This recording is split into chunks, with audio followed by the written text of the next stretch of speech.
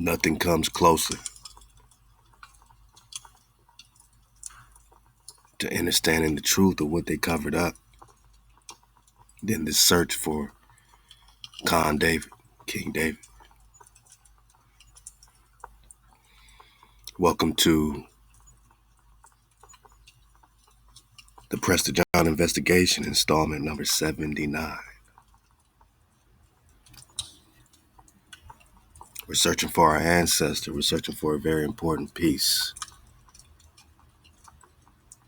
We're searching for the key that, when it's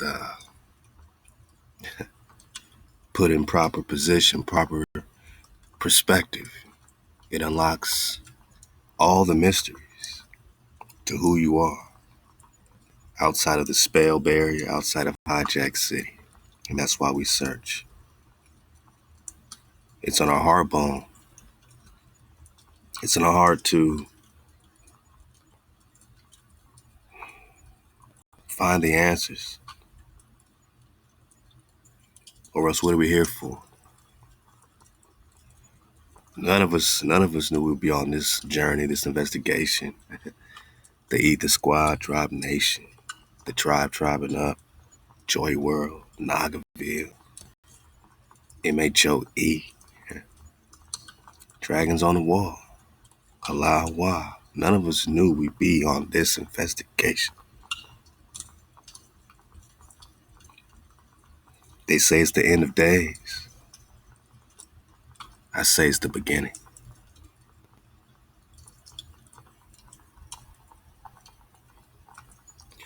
Oh who is Prester John?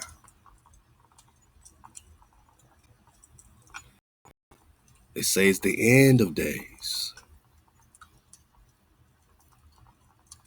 When Israel is no longer going after other gods.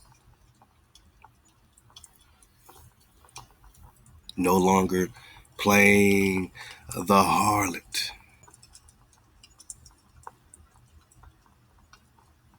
But why I say you ain't gonna be nobody else's. You're my children.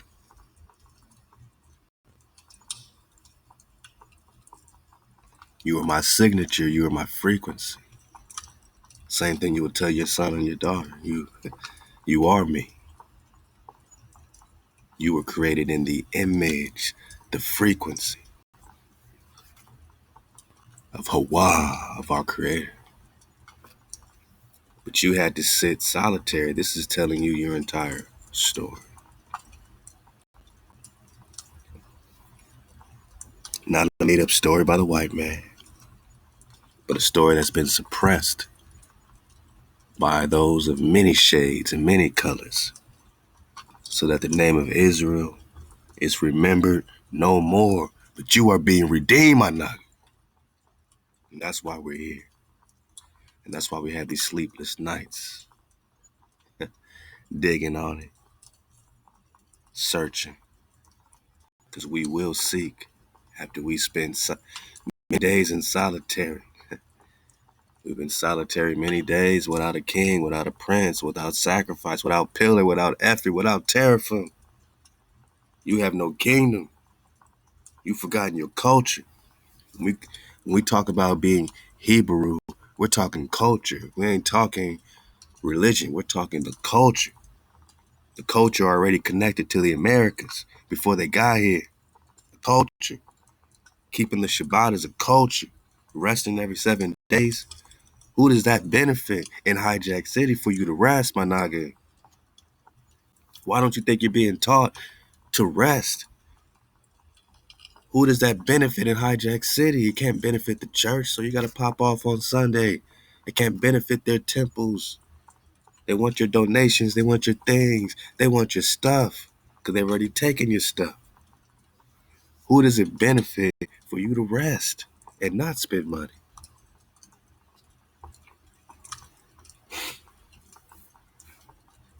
It can only benefit the Creator that you rest and meditate and be one with your family, one with Hawa.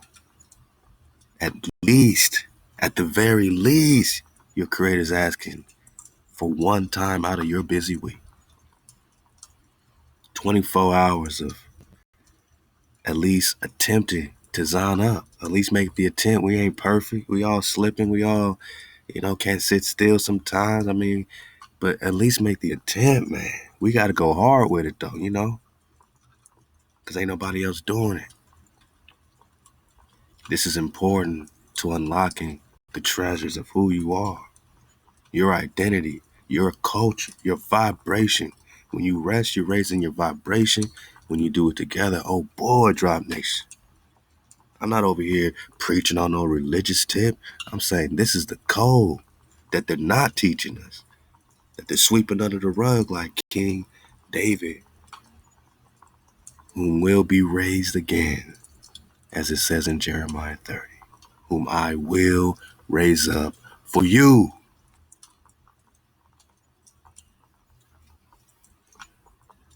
I get a little emotional talking about King David because it's done so much from my perspective, my vibration, my purpose. I never knew I'd be on this investigation. I mean, I feel like Indiana Jones, it gave him purpose to be seeking the Holy Grail. And we know that the Prester is the Grail, the function is the Grail, is you, Mana. You are the function.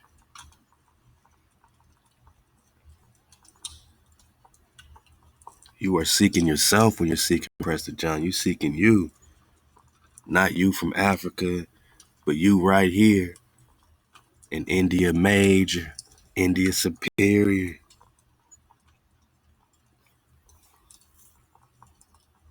You think this is play? Many days without a king, without sacrifice, without all your stuff, and the children of Israel shall return. Seek Hawa, their power, and David, their king. As it says in these English translations here. We're talking about the Khan, man. David, the Khan. Does this look like he didn't have the law? Or does this look like a priest, like a Khan? A king or Khan? You tell me. We're talking Russian frescoes here, man. We're talking what's on the walls in Russia before they're burnt down and torn down. We're talking about what's been preserved, about what you look like. And why is it important in Russia? Because Russia's still you. We're talking about the king of the three Indies, right? Oh, yeah. It's still you. Remember what it says in the British Museum?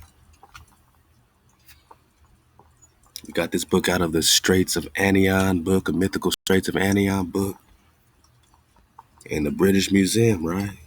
Circa 1530. So Russia would be what? Right around here, man. Prester John is right here on the map, man. Right where you would call North America, man. In the 1500s. At the same time Estebaniko's popping off, there's more from Morocco. First non-native entering Hawiku, entering New Mexico, entering all these areas in Arizona, all this Coronado expedition that we're getting, more and more war we're talking about. Hey, look, man, we stripping all these idols so you can see it clearly. Right in your face, ball. We're talking India Superior, we're talking Cathay, we're talking Mexico, man. We're talking British Museum, right? We're talking America. But this don't say America up here. It say Prester John. It say India Superior. This don't say South America. But Cuba's right here. It just says America, where we normally say South America, right? So we seeing clearly. We talking the British Museum, right? 1530. So where Rouge should be. So when they got these frescoes, these icons, they call it, remember the icons, the image, but you are the image. Remember, you're created in Hawa's image, right? Oh man, we popping off. Wow. I mean, it just feels good. Because when we talking Rusha, we talking something connected, right? It's not disconnected. This is just perspective time. It's perspective time. Because we just talking about Prester John.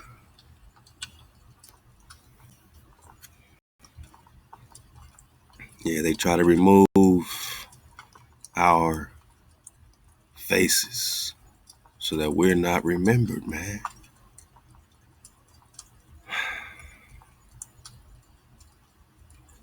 Oh, press the one. Let's talk about the one come. Let's talk about it. We're talking the images, right?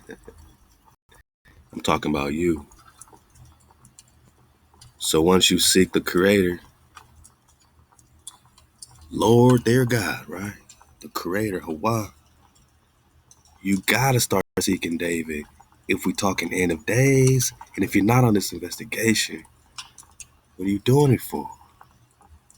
The glory? Or you got that mem sauce flow? David, their king, in the end of days, because you come and tremble into Hawa. You got obedience, you got reverence, you got respect. You listening, you keeping the code. You ain't no hoe no more. Israel shall not play the harlot.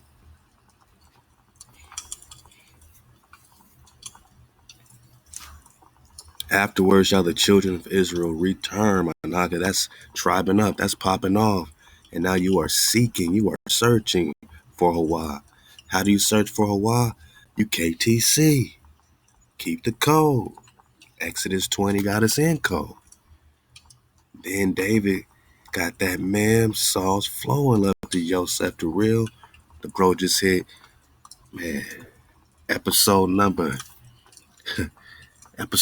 70, 71 in the ether. 71 weeks the niggas been popping off. We still in the fourth wave. Because that's how important it is for y'all niggas to catch this wave. We going hard for you, my nigga. David got that man sauce flowing. You got that fountain drop, right? And so when we was digging on to the black man, discover the fountain of you, this is what we're digging on. And this is the picture that used to be up on it that they removed. That they removed right from this same right there. They took it off right before our eyes. Why? So that you don't know what the Prester look like, right? They could talk about Prester John founding you. And when you read the article, it talks about Ethiopia and all this, but a picture is worth 1,000 words. They don't want you to see this, man. They don't want us to see this. They don't want us to see this. They don't want you to know what this is all about. But they came over here looking for you. Columbus wasn't lost. He came to the holy city. He's looking for the Prester, the Grand Khan. He got letters to deliver. Now he came to invade. Estebanico, that looks just like you, came to invade.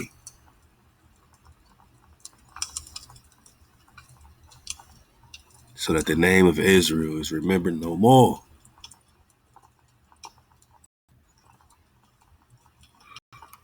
Man, we popping off, man. We popping off, man. Did a black man discover the fountain of youth? Oh, we're going to get into Marco Polo, Ponce de Leon. You know, we might have got to get that in, number 80, 81. I mean, we're going to go deep in this Polo. Love the Aqua Tie battle. She keeps saying, Marco Polo, Paulo? Is this Paul of the New Test? Is Marco Polo Paul of the New Testament? I'm just going to put it out there, let the Aqua Tie battle. Oh, it was a black man.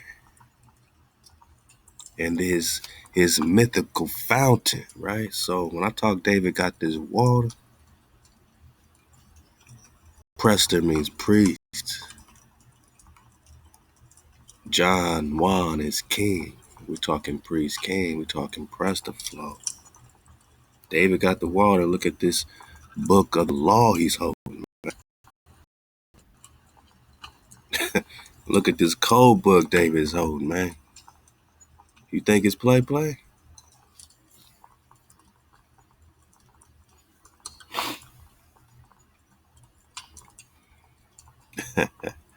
Yeah, man.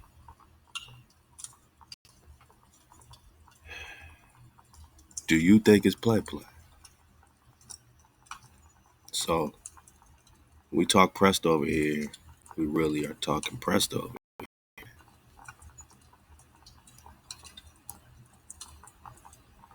This is the, so-called Negro they say that's mixed out.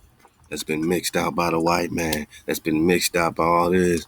And you see the same copper colored con that you do in any neighborhood today that believes all these mixing outs and mixing outs. You are the sons and daughters of Israel. You are the seeds of Jacob. They ain't had enough time to mix you out. You still pure water, my nigga. I don't care what they say. You got so much pure water. You got so much mem sauce in you. Man, we dead in all that mix outness of things. Cause you still look just like this. And this is what they found here before they mixed anything, right? Everyone got a homie looking like this. Everyone got a homie looking like this. An uncle, a grandpa. Stop playing with us, man. This is in Russia and it's in America.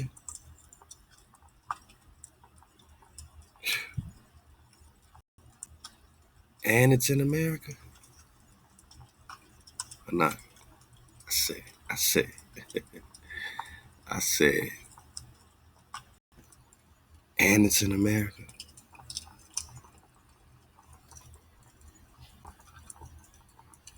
So during the same invasion, they're mapping it out. Map, right? They were just talking polo. We still talking polo. This is showing connection between Marco Polo's Asia and the New Lands. British Museum, 1530. Huh? Connection between Marco Polo's Asia and the New Lands. So where's that Silk Road? Huh? Huh? Oh, we just talking Antioch? Hey, can y'all say it with me, man? Just one time, man. Just for the homie in the back of the class, man. Can the homie in the back of the class, man, just say it one time for a knocker, man. Oh, man. Yeah, man. Right in our face, bone. Antioch. Same map. Do you see North America? Because this would be North America. I see Quivera, which we broke that down. It's Keber. Keber is Eber or Heber or Eberu, my naga. It's the land of the Eberu. It's the Heber, which became Keber or Kivera. Eber, my naga. In the book, Indians Once Ruled the Americas by Gene Matlock, he calls this Kivera a Phoenician Naga. That's what they call him in the book, a Phoenician Naga. And up here you got Antioch, like Anan Ben David, Hanan, Canaan. They say you're in the land of Canaan, but they ain't telling you Antioch, which Canaan. You talking about Anan or Canaan, which is the son of David? You know, David Sauceless. Hey, we popping off, man. It's 79. We out of here, man. Oh, man. Or Hanan. Antioch. Son of Raja Hiraja Chola II, Jadaron, Emperor of Soli, Prester, John. Brother of Solomon the First. This is estimated 1222. And remember these dates, because Genghis Khan wrote to John, they said in 1202. So he was rocking at the time that Genghis Khan wrote up on Prester John. And they say a David was killed. Now, which David? Which Prester? His son would be the Prester. His son would be a Prester. I mean, this is a line of Presters. These are Khans. These are Davids. These are Solis. These are Solomons. Solomon is Shalom or Shaloma.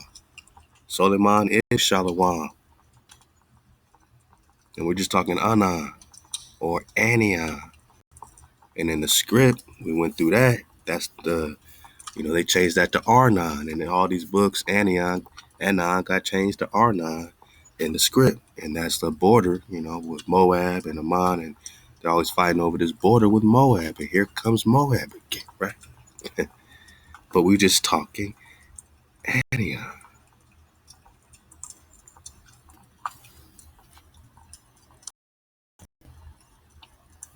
Anion. And that sept in the middle means 7. And we're back to the 7 cities of gold. And right there in the middle, you got the Sivola, right above Aztlan or Aztlan. All right, so you got Aztlan next to the Mexico border, right? And then you got this Kuhualcan. Right there, you got Cibola. And Cibola is also Shambhala or Cibola or Shabala. Shabala in the Hindu, but this is where the Hindu stuff is taking place at, because this is India Major, right? India Superior. This is Grand Quivera. This is Grand Anium. Manaka, they did not find you in North America, man. They found you in India, Greater India. You are the Amaru Khan, who, as a land, to them, it would be a Greater India, Grand Tartar, right? Because North America don't exist. The continent of North America does not exist. Because connected to that, South America, we got to keep seeing it because we done seen so much lies. We got to repeat this to break the spell, you know what I'm saying? But we got to do it in a certain flow, and that's what we've been, praise for a while, in the flow of. All right, Orientis finds map 1531. You see America down there where South America is, right? And then you see Asia, Cathay. We're going to talk Cathay because we're just talking Kara Katai.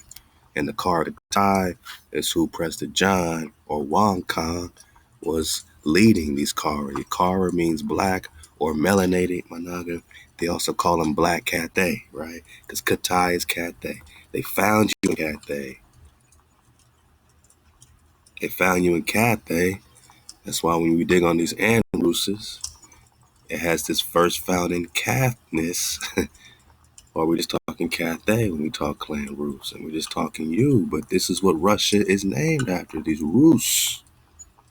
And these same Russians, they're finding these paintings of them, right? And it looks just like this copper color Khan right here on the shield, right?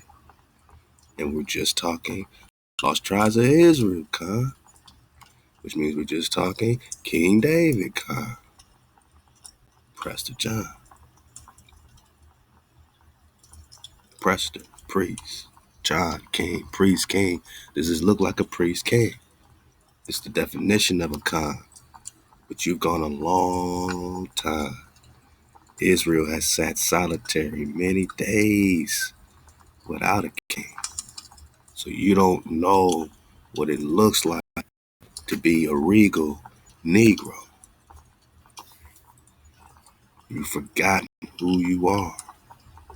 You are remembered, not even to yourself no more. You ain't from Africa. You've been here the whole time. The whole time. You were created here. You were created in the image.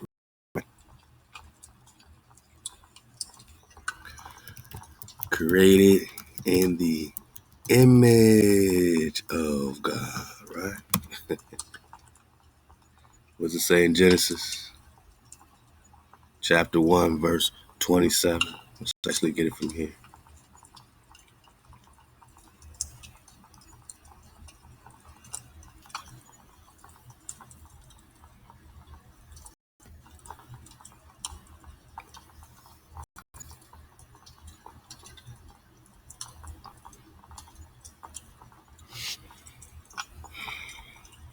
Verse 27, Hawa created man in his own image, right?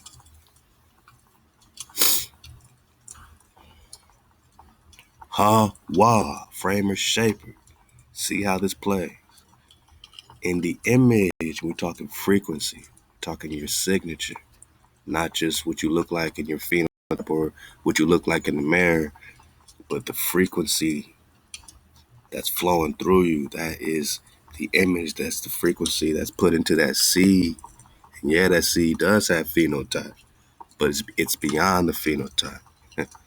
Because where Hawa is, it ain't, it's pure, it's pure greater light, Manaki. You know what I'm saying? Things are formless, things are shapeless. It's a beautiful flow. It's all one, you know what I mean? But Managi, what you're experiencing does have an image, does have a frequency, does have a signature that you're created in, that the hijack is not feeling. They don't relate to that. Even those with your same phenotypes, your same skin tone, that's fighting against you, old King Charles and them, they don't feel this shit, man. They're not in the image. They're not in the frequency. So whether you black, white, Filipino, or Asian, it's about the frequency. It's about the frequency, why not? And we know that Managas, that's been going through what we've been going through. We know that it runs, straight through a Naga's loins, because we popping off. This image of Hawa created he him. Male and female created he them. Framer, shaper. And Hawa Baruch blessed them. And Hawa said unto them, be fruitful and multiply, replenish the earth and subdue it, and have dominion over the fish of the sea, over the fowl of the air, and over every living thing that creeps upon the earth. You are the image, Mana.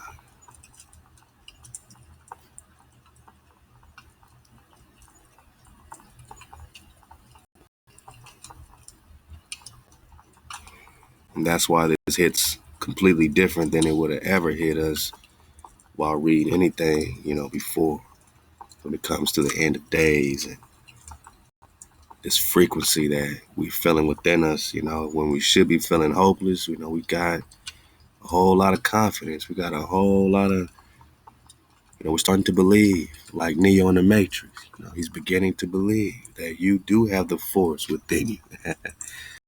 Nagi.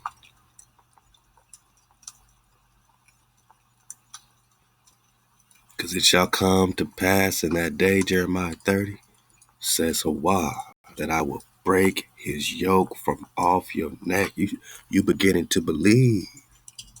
You don't got to be controlled by the machine no more. And will burst your bands, and strangers shall no more make him their slave, man. You want to be the head and not the tail, right? You're beginning to believe again. But they shall serve Hawa, because you popping off. How do you serve Hawa? How do you serve the Creator? You keep the commandments. You keep the code. Exodus 20 got us in code, because it creates a foundation for us. And then with that, you can pop off with the entire tree, Manaka. But you need the root. And that's where you must begin if you truly want to tribe up.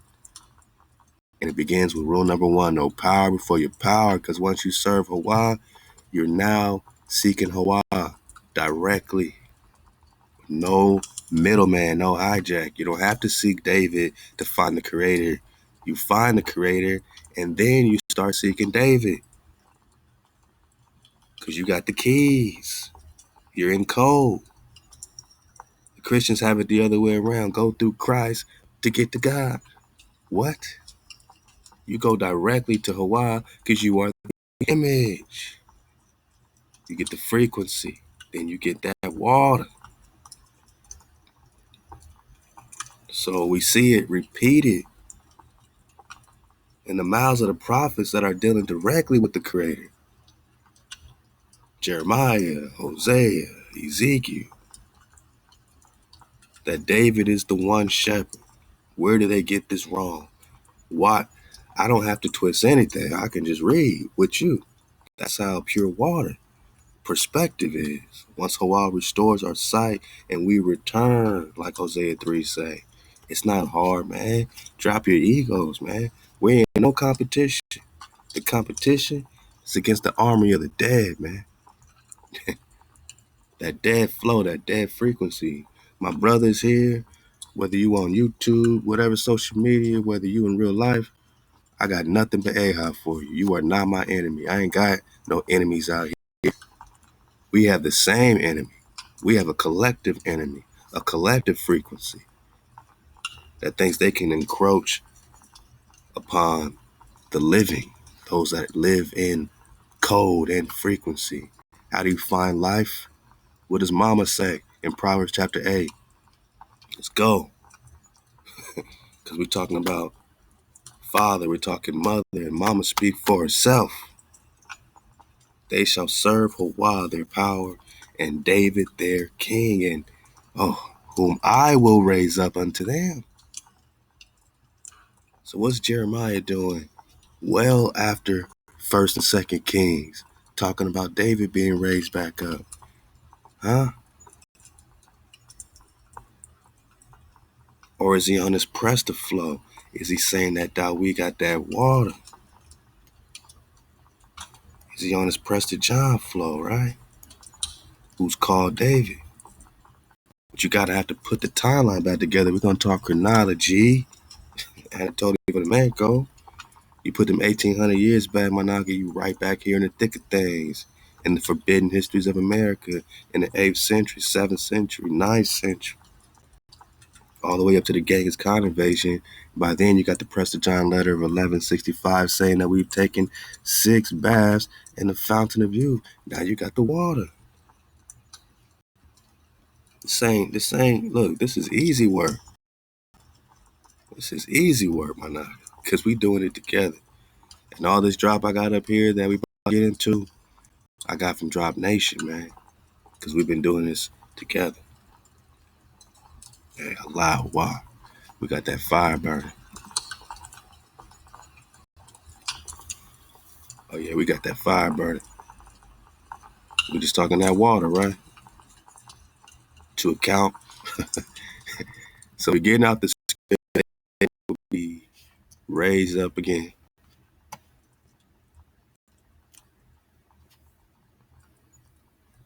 In Jeremiah 30, whom I will, not that I have.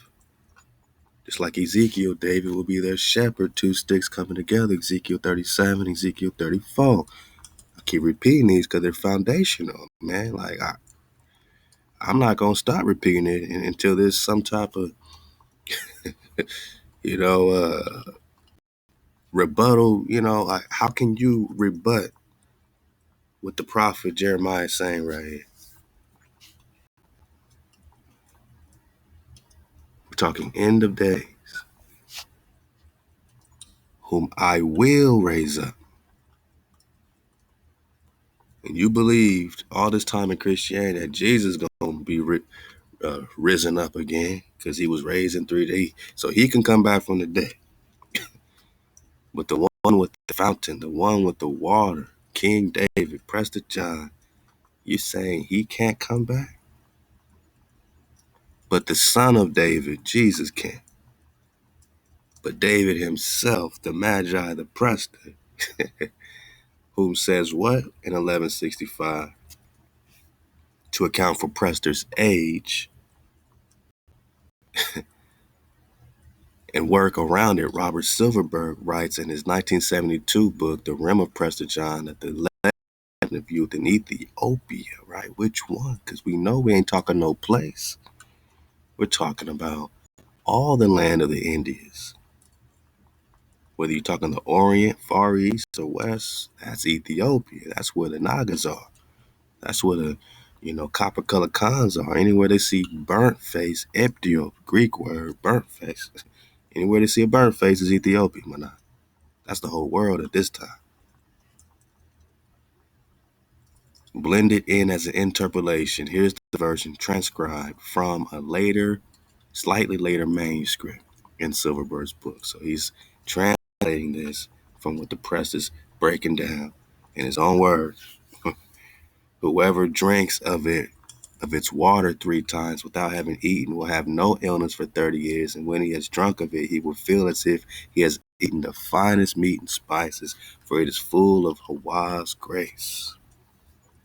A person who bathes in this fountain, whether he be of 100 or 1,000 years old, my noggin, 1,000, like Noah, right, will regain the age of 32.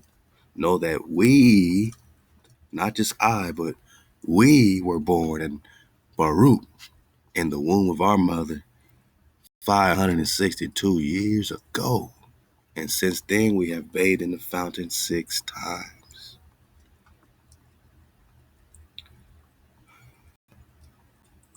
Silverberg argues for he was immortal, right? Prester John, immortal. At that time he's at least 562 years, which is why the Portuguese are searching. If you look at it from this, perspective, how many years?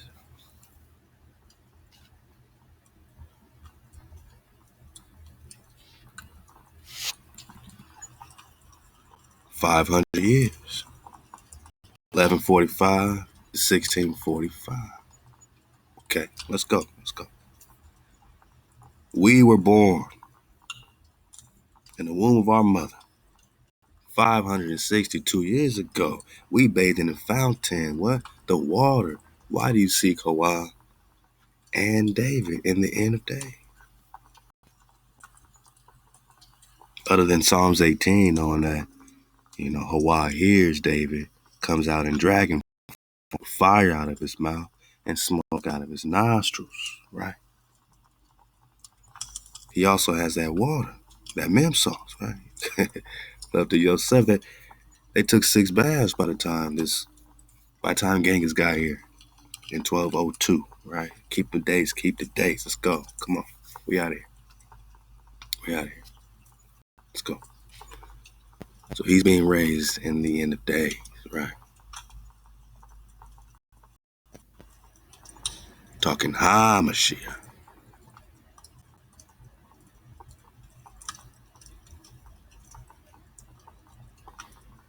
Just reestablishing some basic scriptural context for the cons. That when we talking Drakon and when we talking dragon, well, you're talking descriptions that you got to see with a dragonfly perspective.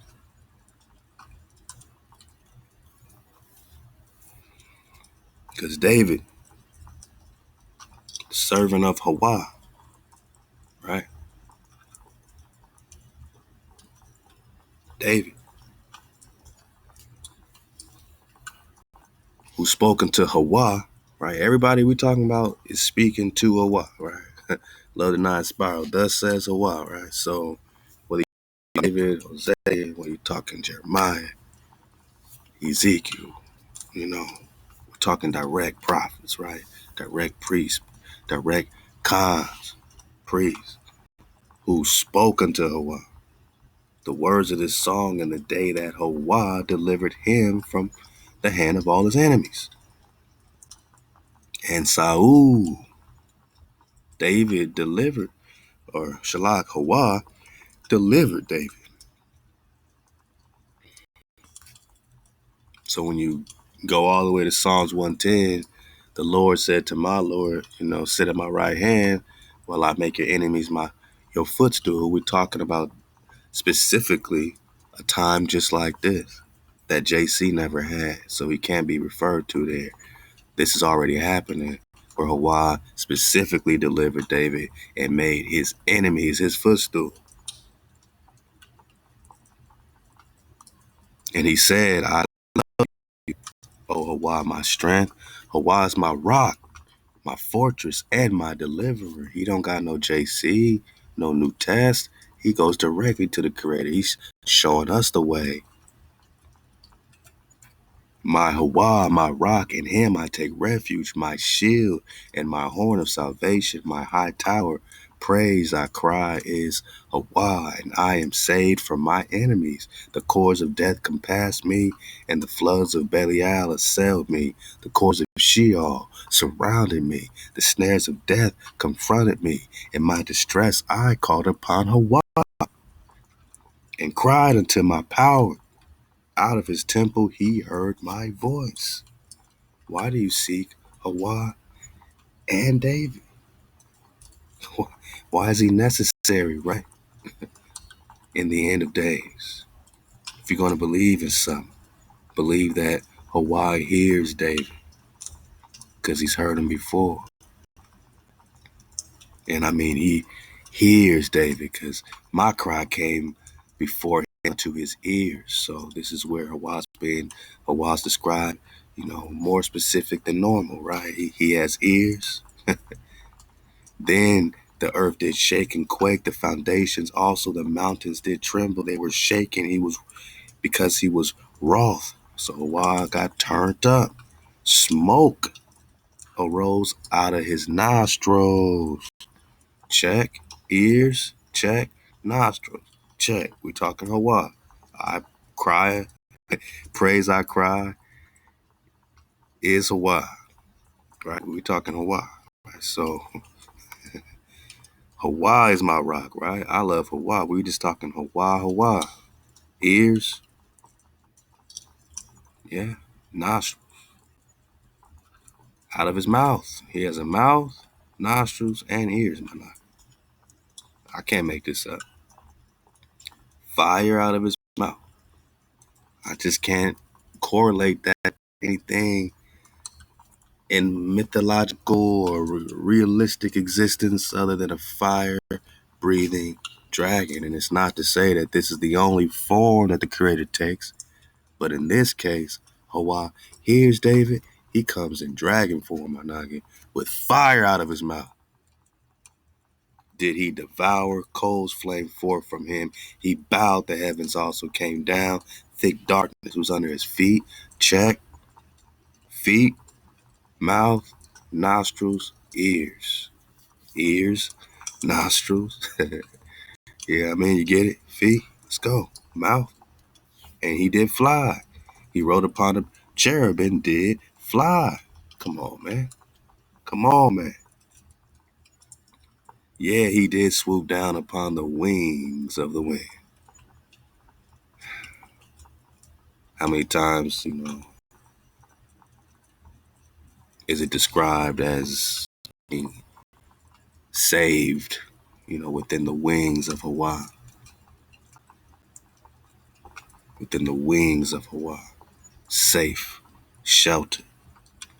He made darkness his hiding place, his pavilion round about him, darkness of waters, thick clouds of the skies.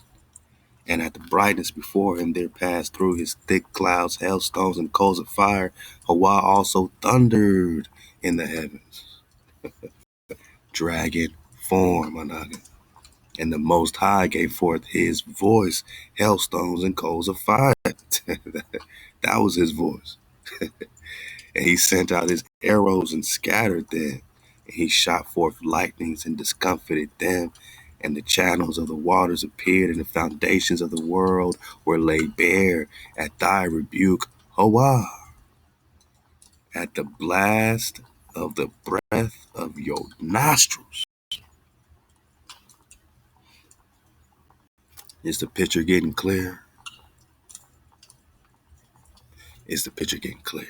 So David is popping off. Hawa is popping off for Dawi.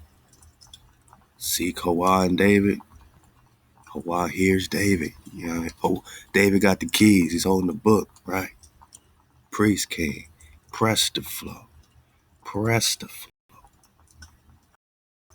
flow. So knowing that you are the immortal Khan, you got to ask the question. We're in, Prester 79.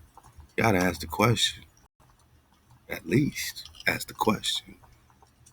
Why were they looking here? What do you have to do with Prester John? You know, this should be turning to you now, my naga. What does Prester John have to do with you? They just found you here. They just found you here, right? Mexico, Cathay, Prester John, India Superior, or Indian Major.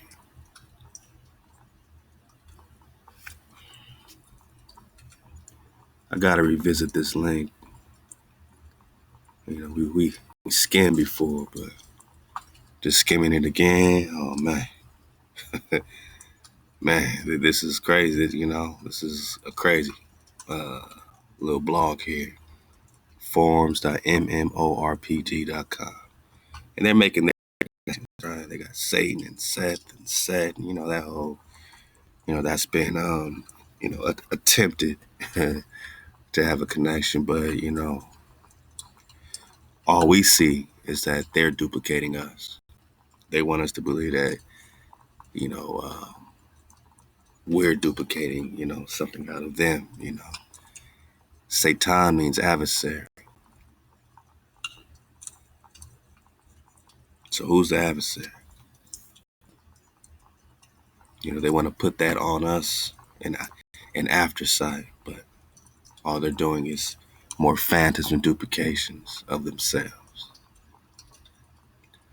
Prester John, aka David the Priest King. So you don't just have to hear from me. Others are digging on, portions, and we don't have to agree with all their investigation. They ain't got to agree with all of ours, but we do hit certain intersections.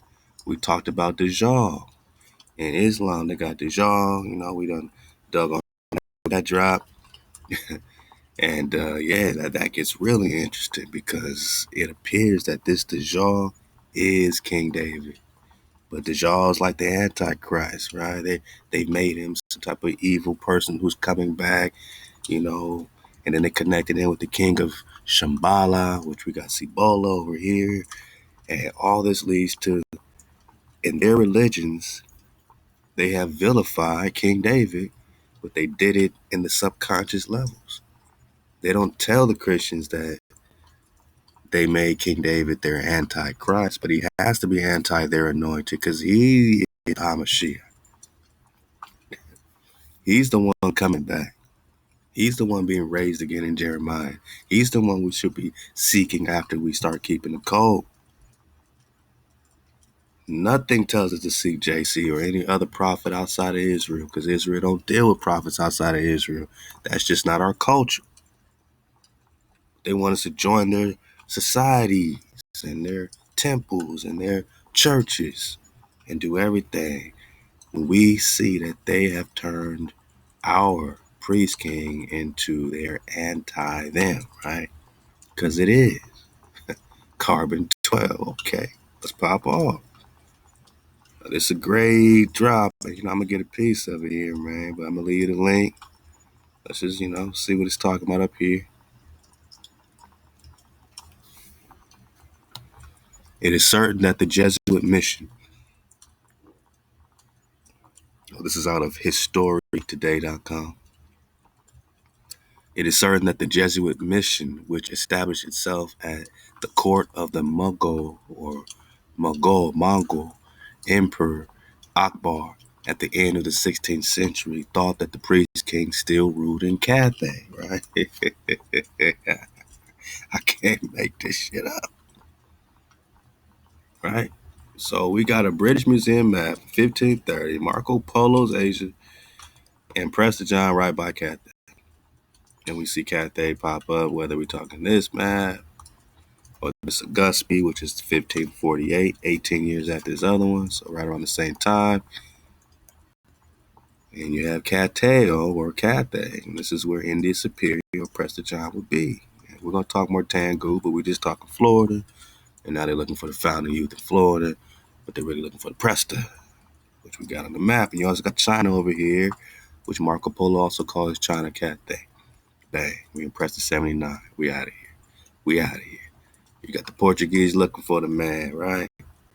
And we just talking Portugal. Let's go.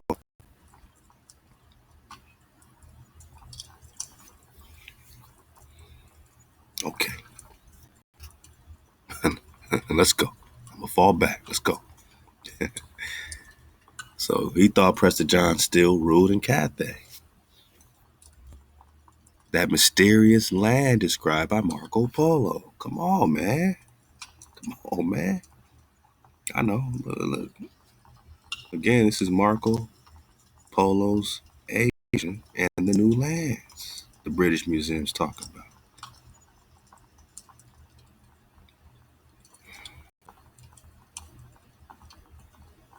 Let's go.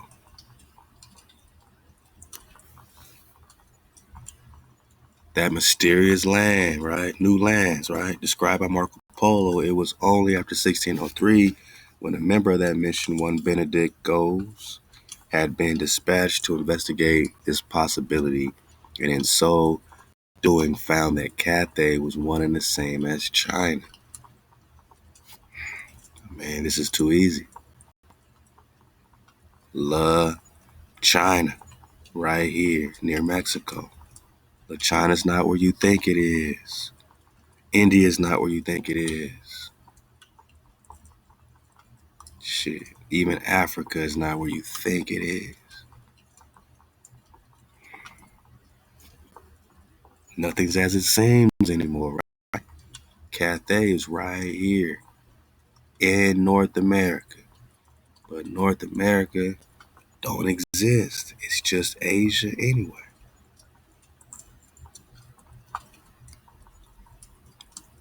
Okay. All right.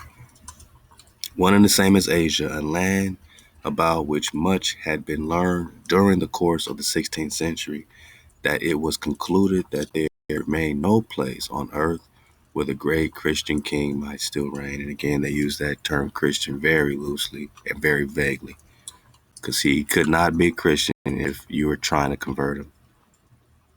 What Christian are you trying to convert to Christianity? This is a Hebrew priest king. The Portuguese continue to call the Negus of Abyssinia by the name of Prester John, and the rest of the world has followed suit. So who called Prester John? The Portuguese, right? Portuguese.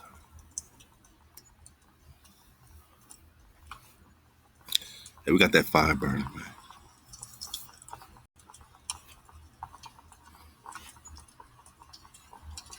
Got that water flowing. Looking for the Prester. KTC. You ain't gotta like us, but you will respect us, because Sawa got us in code. We ain't gotta brag, we ain't gotta boast, we just gotta be. And you know, when we talk about being an Ak, we're talking about code keepers, man. Ain't about friends, it's about Ox and Aquas, you know, that are willing to examine every part, every fiber of their being, you know what I mean? Empty their cups, make sure they ain't got no idolatry, you know, anything blocking them from a direct contact with the Creator, direct contact with Hawa. You know, 9 simple things, man. 9 simple things. No power before your power, no graven images, none of that, right? 1, no vanity. Don't speak Hawa's name. Don't breathe the breath of Hawa in vanity. That's your life. That's your security, man. Keep your Shabbat, your rest day, once a week. 6 days you toil, do what you got to do, but you rest with Hawa so you charge up and get nourished. No slaying your brother no more. No more this pack, that pack. Get that, you know, far away from the tribe, man. We don't need none of that. No stealing from each other. Honoring your frame and your shape of your mother, father above.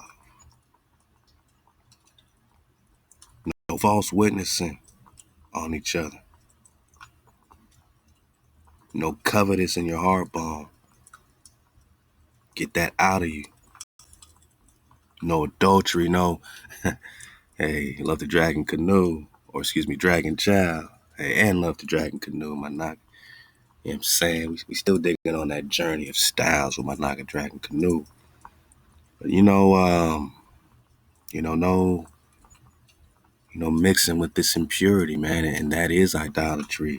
Anything impure that you bring into a pure water flow, syncretism. You fornicate with these other gods, these other powers. That's idolatry.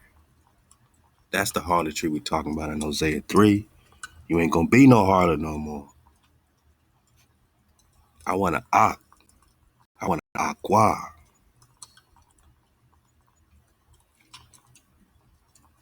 More than a friend. Cause a code keeper, I can build with. You give me 500 code keepers and we building. We building in real time. And please continue to build with us. Cause we got a lot of building to do for Joy World. Building a fence. It's our project. Cause we need separation in our section. We need separation.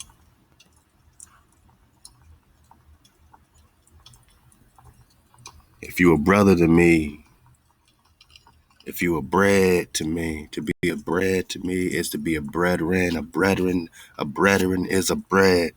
And if you're a bread, then you're a brother. You're an ock. You're a code keeper. Because you trying, not because you perfect, but because you giving, true Ahab to Hawa, to put Hawa first, man. Which means you're KTC, which means you're seeking. To be a bread is to be a brethren. To be a brethren is to be a brother. To be an ock. To be the rare breeds, love to my bro, NBL, a natural bylaw. Let's go, man. Let's go. Because Hawa hears David. Hawa hears David. With smoke out of his nostrils and fire out of his mouth. Shooting them arrows, them lightning, blasting his breath with what? That fire. Flying on the wings of the wind. Smoke arose up in his nostrils and fire out of his mouth did devour. We talking Hawa. Oh, we talking Hawa that hears David. So, other than Ezekiel telling you that you will have one shepherd once these two sticks are put together in his hand, you got that towel popping off, man. Two cross sticks coming together, man. That's the last letter of the Hebrew. This ain't no Christianity over here. This is the towel, your protection. This is the mark, the sign, the covenant where wisdom is the conqueror of fortune. What did mama say? What did mama say? Because mama speak for herself, man. That's big mama. She let you know, hey, before any of this popped off, I was popping off. Your father, we were popping off. Ain't no creation popping off that you can even understand that can pop off without your wisdom, without mama being there in the very beginning, popping off with Hawa. We just read Genesis in their image, framer, shaper.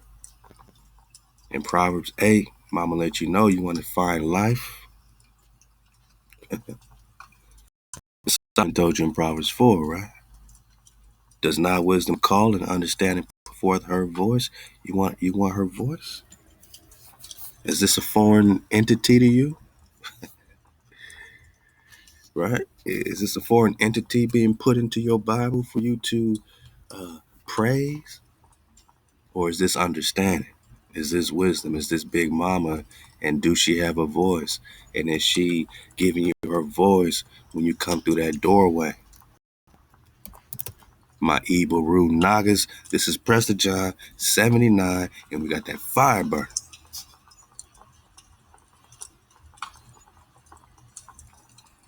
Yeah.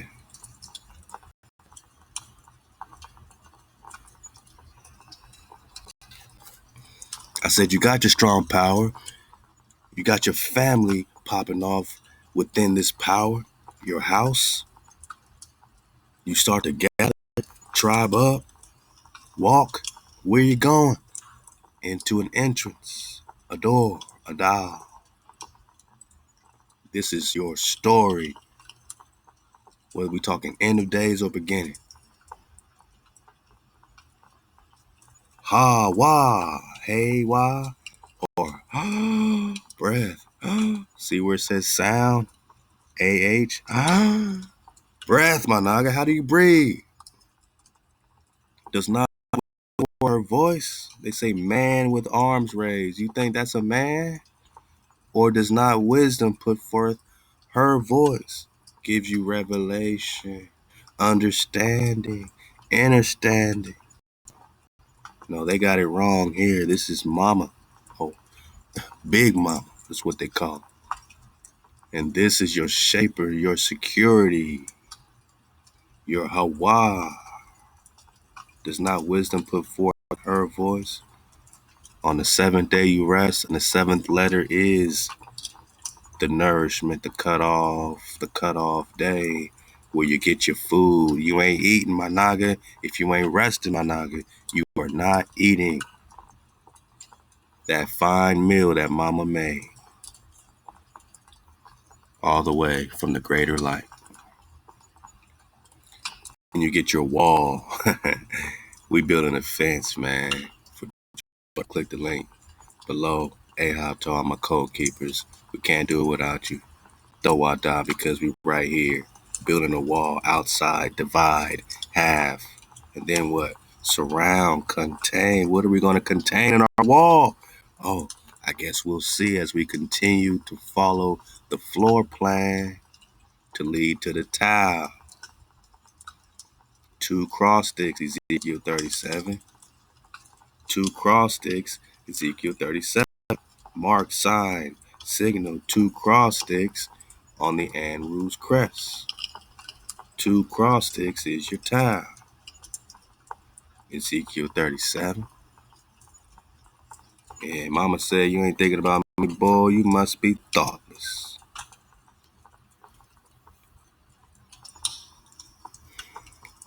Mama's in the top of high places where the paths meet, beside the gates, at the entry of the city. What? At the entry. That means when you came into the city, you came into the door, you came into the entrance of the city. Mama was there. Does not wisdom put forth her voice and give you that breath, that look, that that revelation before you get your security, your added security, your hook, your foundation? So we call this a foundational breath or secure revelation or just an added look, you know. Then you can get your cook, then you can get your food, and now you're cooking. Nah, Sparrow, take the wheel, man. He's popping off.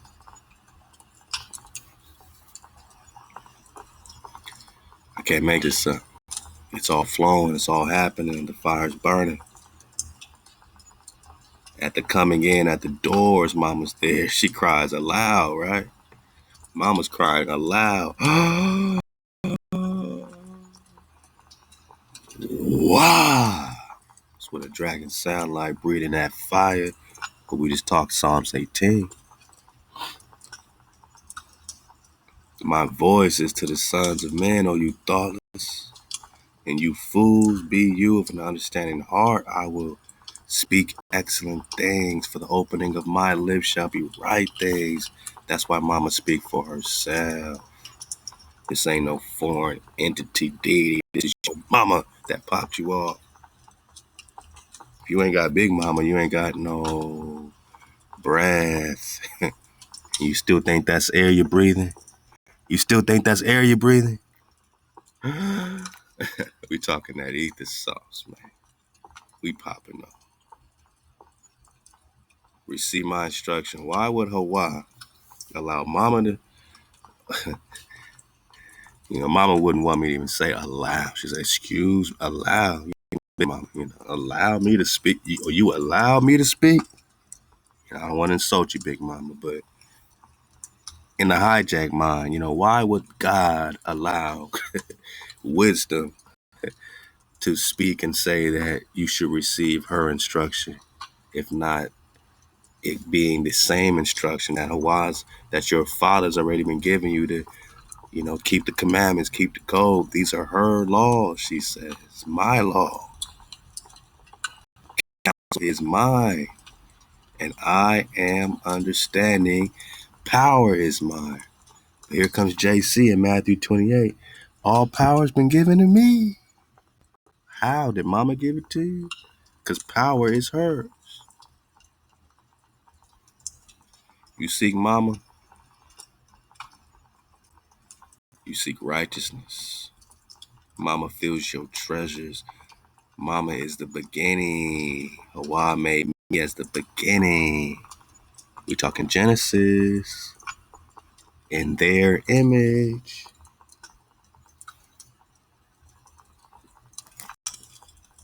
The first, my naga.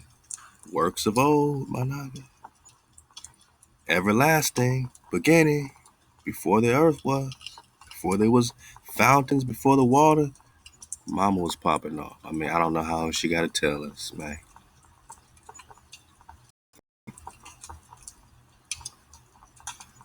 So be wise. She says, keep my ways. Not your father's ways. These are my ways. You can't be in a house and discipline and order is just your father's ways. That got to be your mama's ways. Big mama got to put that law down. Big mama got to be there to greet you at the what? At the entry. At the what? At the door. Proverbs 8. At the what? At the door, the door, the entry, the entrance. Mama got her arms up, giving you the breath, your revelation, and your look, because she cries aloud. Yeah. She puts forth her voice.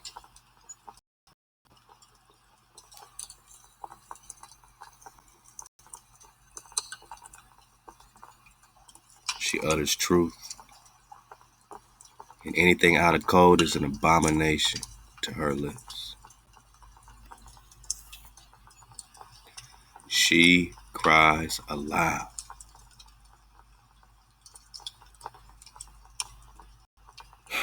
So when it says, back in Psalms 18, that Hawa hears David, Mama hears David. You know what I'm saying?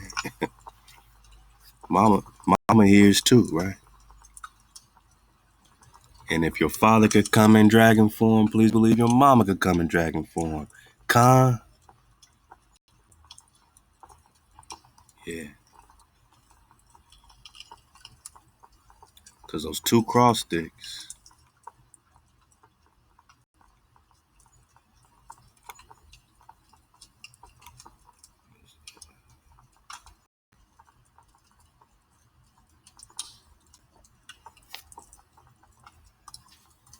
are all coming together. Right in our face.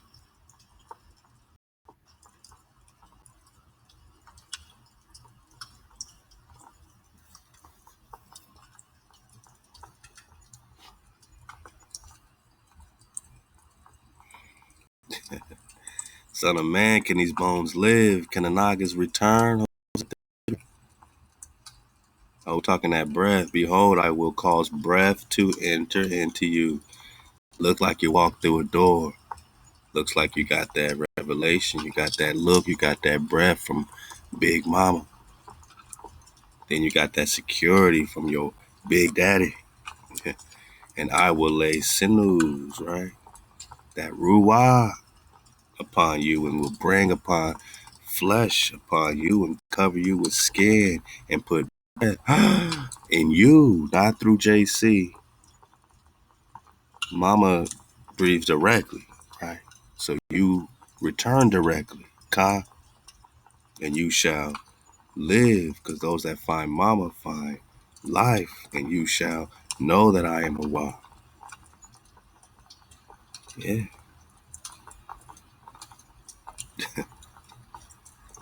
Then Hawa is talking about these sticks. Thus says Hawa, right?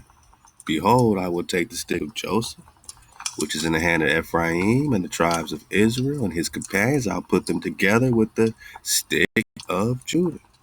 And when those two cross sticks come together, whoo, you have a mark, a sign, a signal, and a monument. Because that's what it's all about. That's what it's all about. When we're talking about the Negro, when we're talking about the lost tribes of Israel, that was just found here in the last couple hundred years, man. You know. And they switched the maps, they switched everything to get rid of our identity. But they're looking for the identity, right? Of Israel. Saracens, huh? All these right? So those two cross sticks come together. Stick of Judah, stick of Joseph. And the sticks wherein thou write shall be in thy hand before your eyes, and say unto them, thus says Hawa, behold, I will take the children of Israel from among the nations. This is what it means, that the remnant returns. The remnant, Manah. Wherever they're gone, I will gather them every side, bring them into their own land. We got land, we popping off. And I will make them one nation, one tribe, one vibe, Manah, in the land upon the mountains of Israel, and one king. How many? One. Let's just meditate on this, because this is a third witness telling you there's only going to be one king. We got Hosea 3, search for Hawa and Kandawi. We got Jeremiah 30, serve Hawa, and King David, whom I will raise up. We got Ezekiel. By the way, Ezekiel bore the sins of the northern and southern tribes, having to lay and eat dung and be bound to the floor for 430 days straight for the sins of Israel, right? But no one remembers Ezekiel for bearing the sins of Israel. It's JC, right? His crucifixion, right? He wasn't bound to the floor for 430 days eating shit, eating dung, cow dung.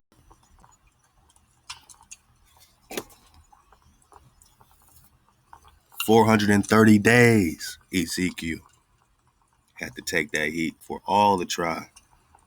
So I would listen to what he got to say, because he took a lot for you. You know what I'm saying? And I will make them one nation in the land upon the mountains of Israel, and one king shall be king to them all, and they shall no more be two nations. Neither shall they be divided into two kingdoms anymore. There's no more another northern and southern tribe. There's one kingdom. Neither shall they defile themselves anymore with their idols. Rule number one, nor with their detestable things, nor with any of their transgressions, but I will save them, just like he saved David in Psalms 18, with fire out of his nostrils and smoke out of his with smoke out of his nostrils and fire out of his mouth, man. Dragon form, man. I will save them, not JC. I will save them. I am their savior. Isaiah 43. How many times we got to get it? I am their savior. Only I, beside me, there is no God.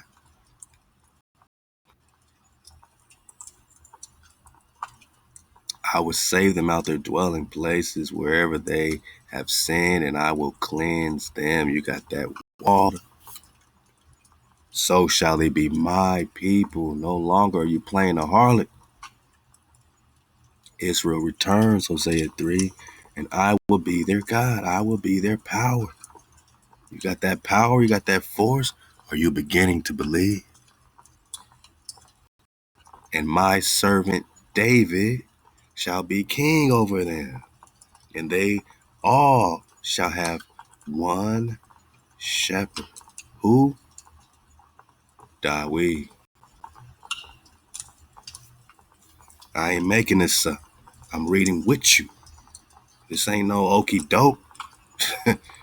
We got 3 prophets telling us the same thing, but no one's talking about it. Everybody's ignoring it. The Christians, the Christian, everybody, all religions.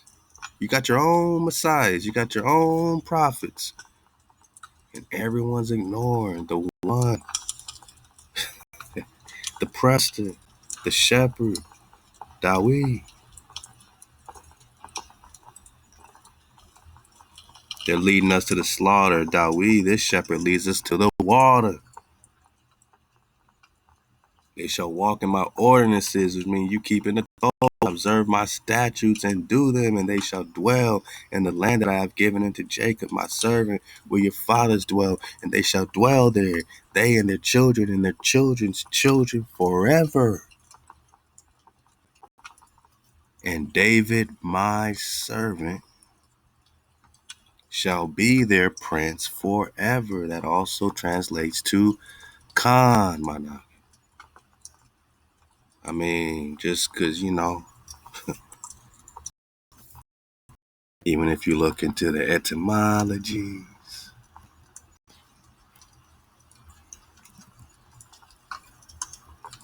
or, let's go to the 1828 and just look at Khan. Just want to put this all together with you.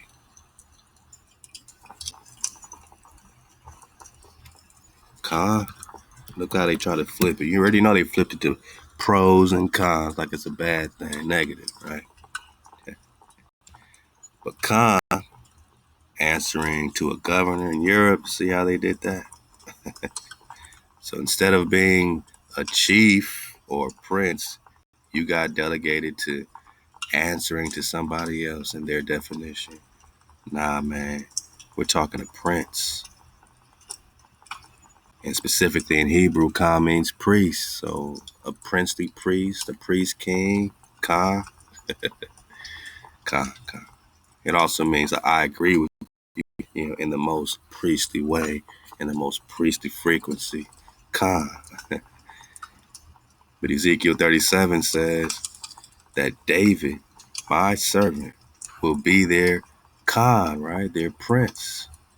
Khan, Khan, Khan, Khan. Let's go.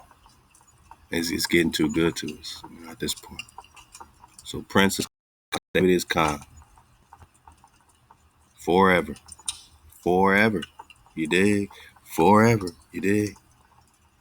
Moreover, I will multiply, or I will make a covenant of peace with them. It shall be an everlasting covenant.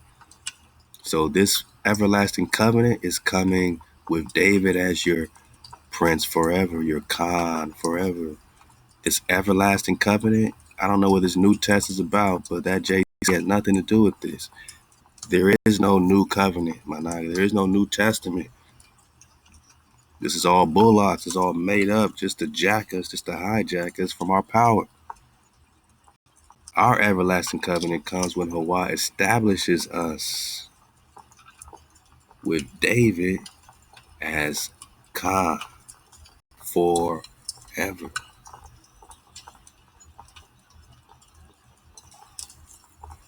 My dwelling place also shall be over there. That covenant, like that ark, right? And I will be their power, and they shall be my people.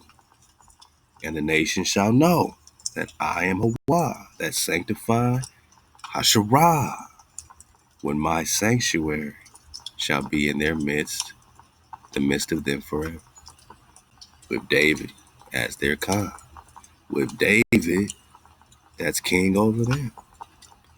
One shepherd, my nigga, because you are doing Hawaii's statutes, ordinances, commandments. We are keeping the code, and we're starting right now, right here, with Ezekiel, or Shalak, Exodus 20.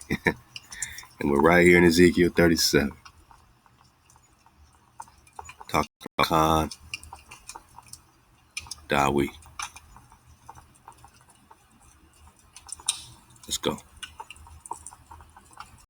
A little more in this link, and I'm just having fun doing a victory lap with you. There's just so much to talk about. I got enough up here to easily get to Preston John 100. Thanks to Drop Nation, man. I want to get into the Grand Canyon right after this. I know it's crazy, but we got to go into the Grand Canyon, and bring up something very important, and then maybe take it to a nice fireplace read if we have time. I tried to do it last time. We're going to try to get there this time with a book called The Quest of the Dragon and Bird Clan by Paul Madansala. Let's get it. So,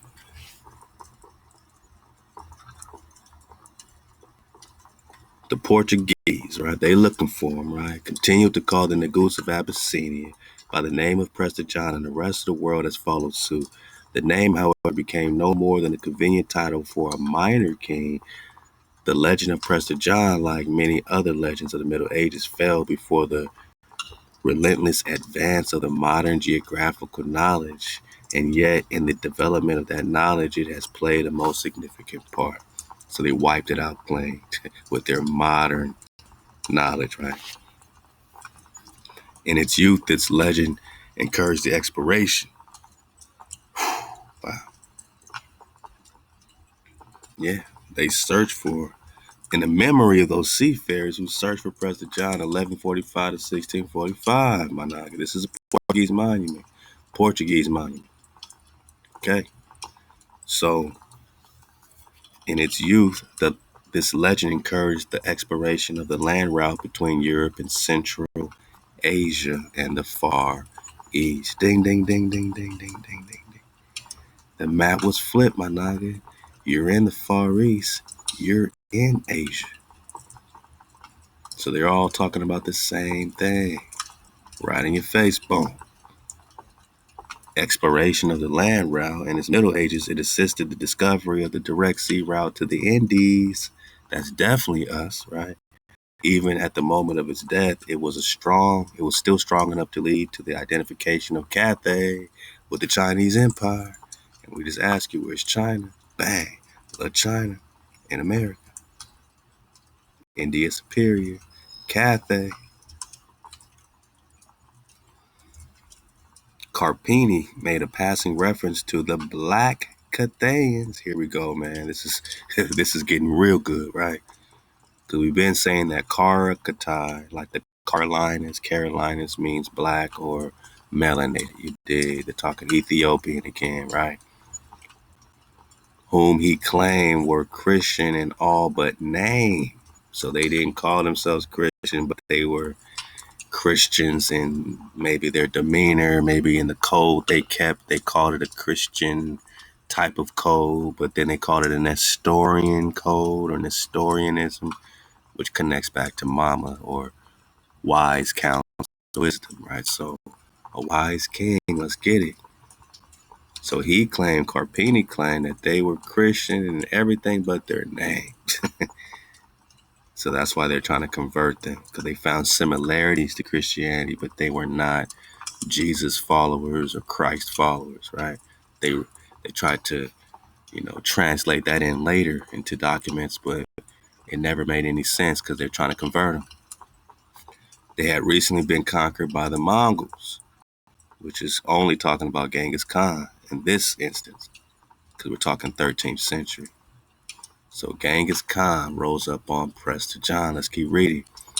But the Prester was not among these people. He had moved to the adjacent land of India Major.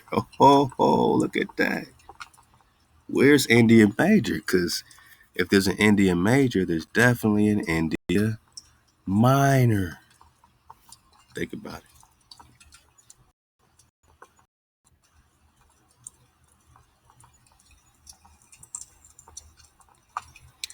India superior, Cathay, India major, Brazil, Mexico, Florida. Huh? Tangu. Remember the Shia? Genghis Khan rose up on the Tangu, right?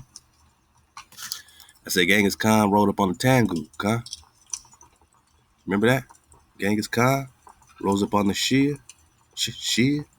Remember who the Shia are? Oh,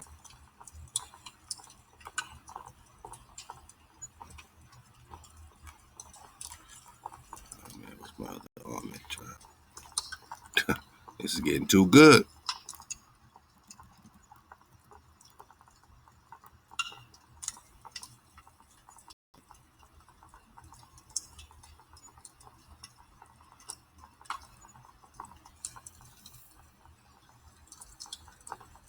Here we go. The Olmec calls the Shia, right? The same name they used when they were in China. So we're getting this China connection with these Olmec that you already know what they look like. They were in China. What does this have to do with anything? It has to do everything with everything. Managa, because China is the same area that Cathayo is. It's the same area that India Major, India Superior is. The same India Superior that's showing up in the British Museum map with Prester John next to it. Same India Superior.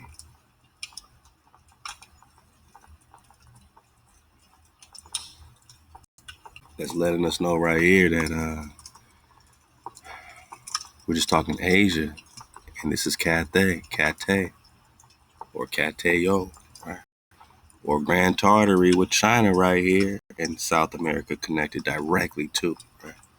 Well, you call this North America today, Grand Tartary, China, or this a la carte de navigare, Tomas, India Superior with South America connecting directly to it. How many of these cartographers got it wrong, you think? Before you realize India Major is happening right in your Facebook, and you're still in it. India Major. Adjacent land? Well, that looks like this map here. Adjacent land would be Marco Polo's Asia, right? But it's all connected with the Strait of Antioch, or Anna, or Quivira. Now here's the fun part.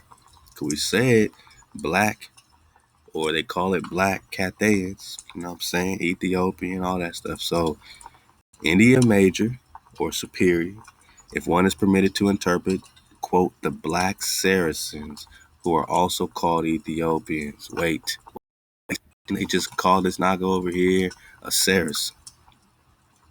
The same Naga with the towel. The same Naga that they're looking for in the red thread, talking the lost tribes of Israel.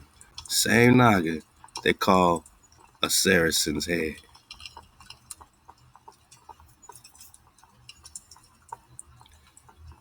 So, you know what the Saracens are? They're an India Major, man.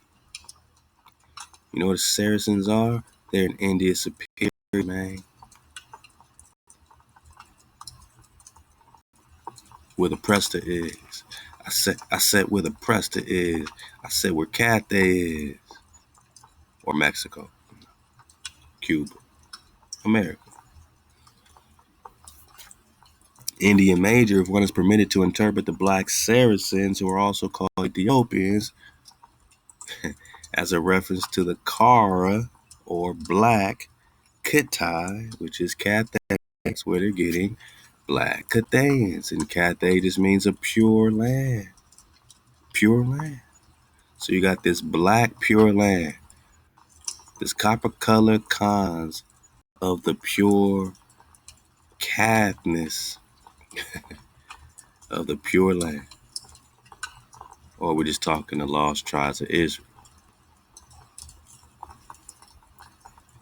If we're talking Ethiopia, we're talking Abyssinia, and we're talking Dorado de los Abyssinios. And Abyssinia predates the word Ethiopia, like Habasa, or the mixed multitude of the Prester, or the mixed multitude of Moses, Moshe, would be in Abyssinia. Israel, you, Managa, because North America don't exist. Your major does. Cathay, black Cathay, with Saracens head, so you know we're talking Nagas, so whoever they're calling black, they ain't looking black, right? They're looking copper color, ruddy red, ruddy brown, just like the average Negro today.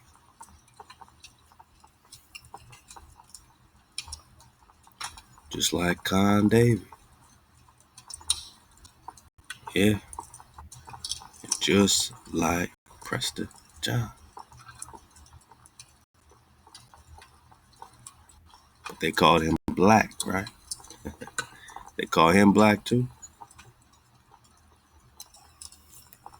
The black Saracens, who are also called Ethiopians, is a reference to the Kara or black Katai. But you in North Carolina, South Carolina today don't know that the Kara is the Kara, right? Is the black, is named after you. The Katai, the Pure Land. In the 3rd century, it is worth noting the term Ethiopia was so imprecise as not to justify its location. Body bag for the illusion.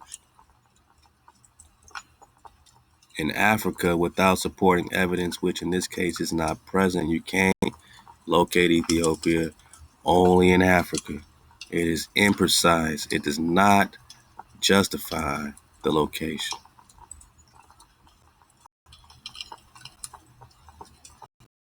So when we talk that Shia flow,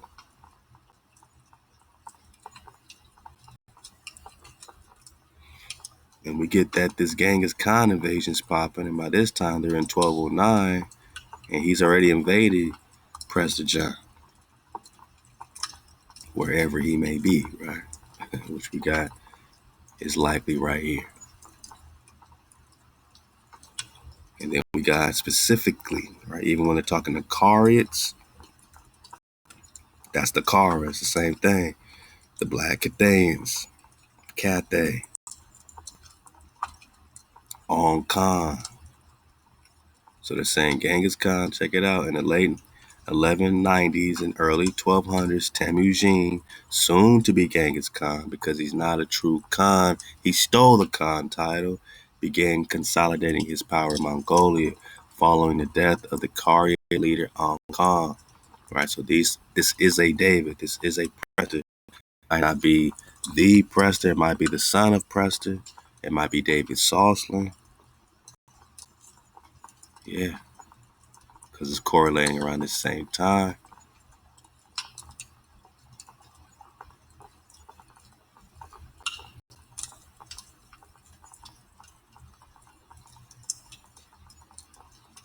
Estimated before 1302, son of Raja Haraja, Jadaron Emperor, Prester John. So this Prester John had a son named David. Now, would he be the Ang Khan they're referring to? These are exilarchs of who? Raja Haraja Chola II, Jadaron Emperor of Soli, Prester John. Estimated before 1195, we're talking 1202. Khan? Pandion? I think is where they're getting that Padawan from, where they in Jedi mode, but Jedi is just Judah. Oh boy, it's the force within you.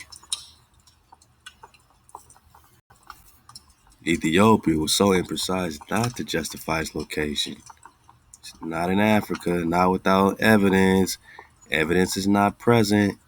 Prester John Carpini wrote, live beside these black Saracens. Well, that makes sense. He's in Cathay, right? The black Cathayans. Genghis Khan tried to invade his land, but was repelled by the Prester. What does it say over here with the Shia flow? All right. So Genghis Khan invades Hong Kong, right? Hong Kong, also known as Wong Kong. Wong means king, Kong means priest. So this is Prester John. Check it. Connected with the Shia.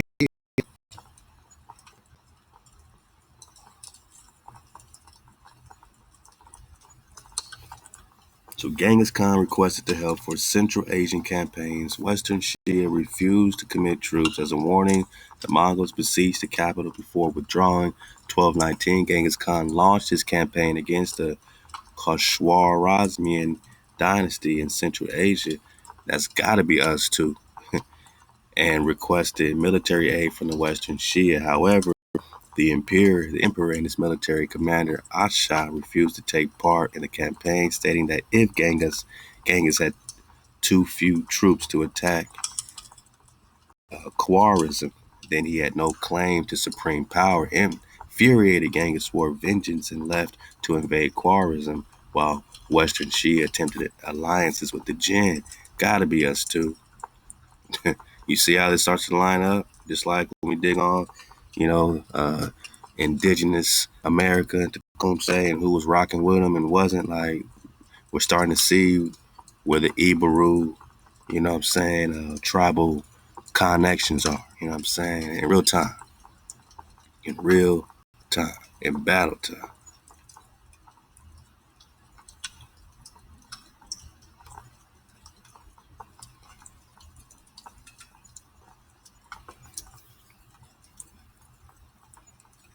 So this is all describing the war directly with the Shi.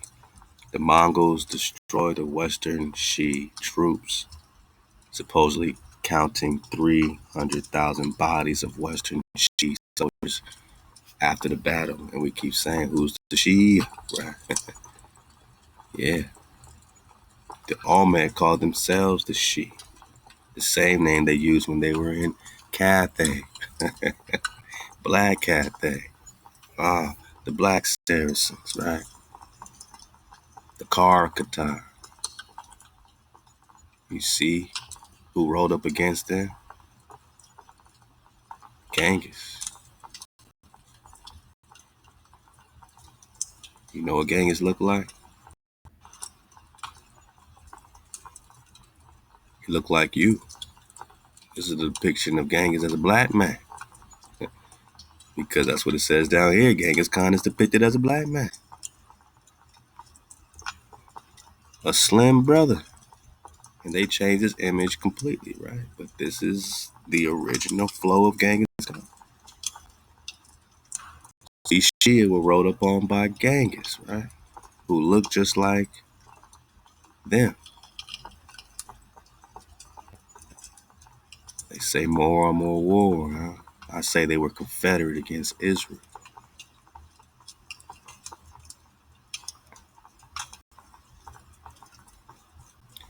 Genghis prepared his armies to punish the Shia for their betrayal. So he wanted them to rock with him, and they didn't want to, right? Just like it says, you know, they want his kind of Prester John's daughters. He didn't want to give him his daughters, right? So they rode up against the Western Shia. I mean, this is all making sense. How the Olmecs figure into this.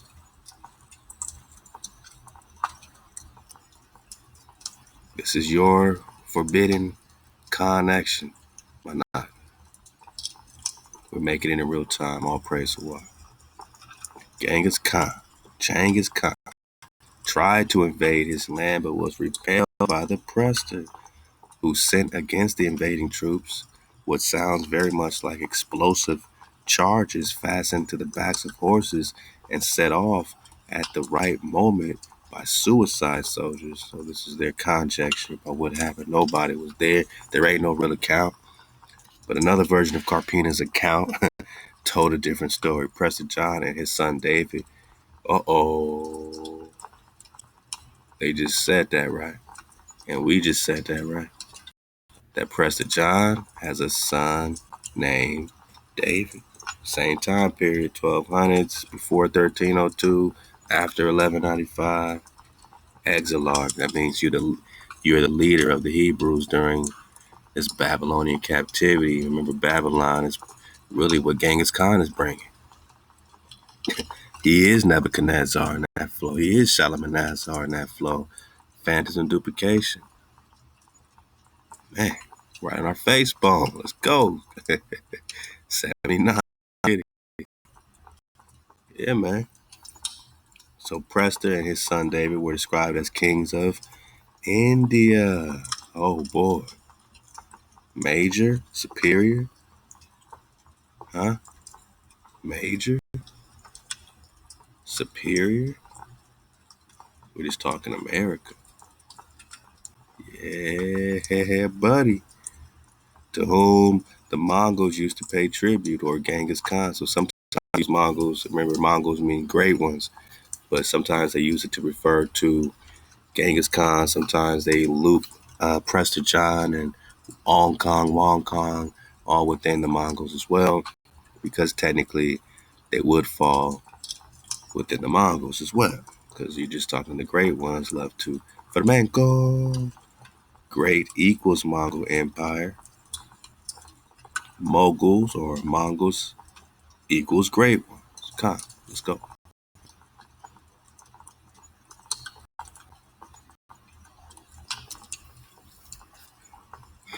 So which great ones?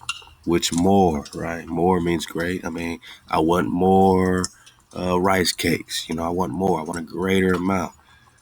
So Mongols equals more, which are both generic terms for greatness. But who's the greats?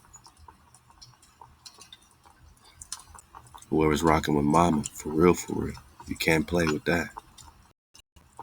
Who's the greats? And why did it take all them tribes to bring us into a place of being lost? Tribes. Who's the greats? We had to bring down ourselves by being harlots, by not keeping the code. Last part right here we'll get, and then we're going to keep it pushing, man, because we ain't Preston John 79. Genghis Khan, however, put an end to this practice by invading the land of Prester John, right? So another source letting you know that Genghis Khan invaded Prester John and he defeated King David. The victorious Prester is in the tradition of the stories 1145 to 1221. And remember when the Portuguese started looking, right? 1145. All the way up to what man do you look for 500 years? We keep asking that, right? So, whoa. So did Prester John get defeated, or did they defeat King David? And which David are they referring to? David, Exarch under the title Sultan of Babylon and Georgia. Which Georgia? Georgia Rus? Georgia Rus? Russian Georgia? You talking about the Rus Georgia? Huh? The Rus? Or we talking about Georgia and America? Way, you're talking India Superior and Prester John, Emperor of the three Indias, they say, right? So this is all his Indias. Yeah, we're talking the great ones.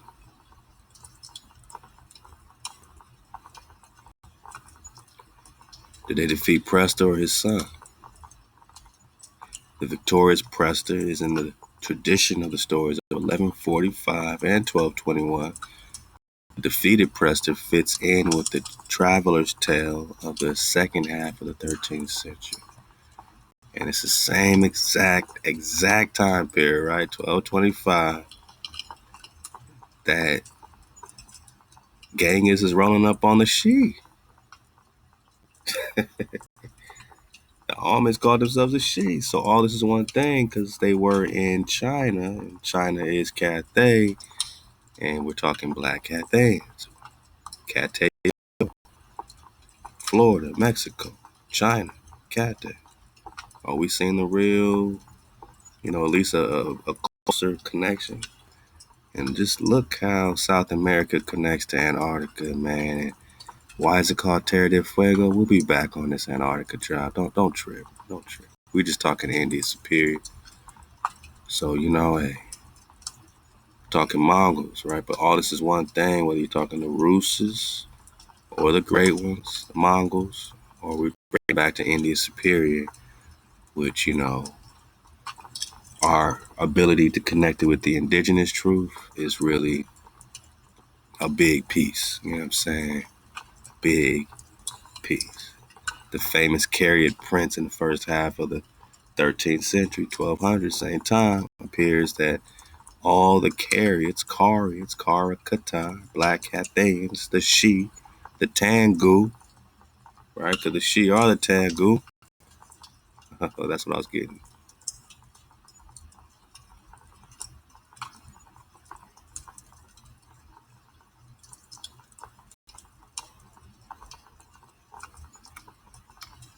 Let's see if it says it here about the Tangu.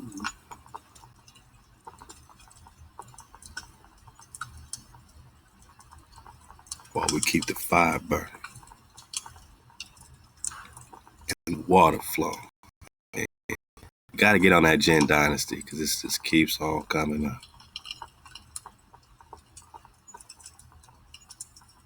Oh, there we go. The Western Shi dynasty, also called the Shishia. The Shishia, right? Okay. The Olmec called themselves the Shi, right? Slow it down. That Shi, that X is also Tau. That Shi, that X is also the Hebrew Tau, which is right there on your family crest. Wisdom is the conqueror of fortune. You want your land back? You better listen. What did Mama say? I'm the beginning of his ways. You find me, you find life, you find fortune. Okay. Is the Tangu Empire. Whoa. And what do we have on this map up here? Spelled the exact same way. T-A-N-G-U-T, Tangu.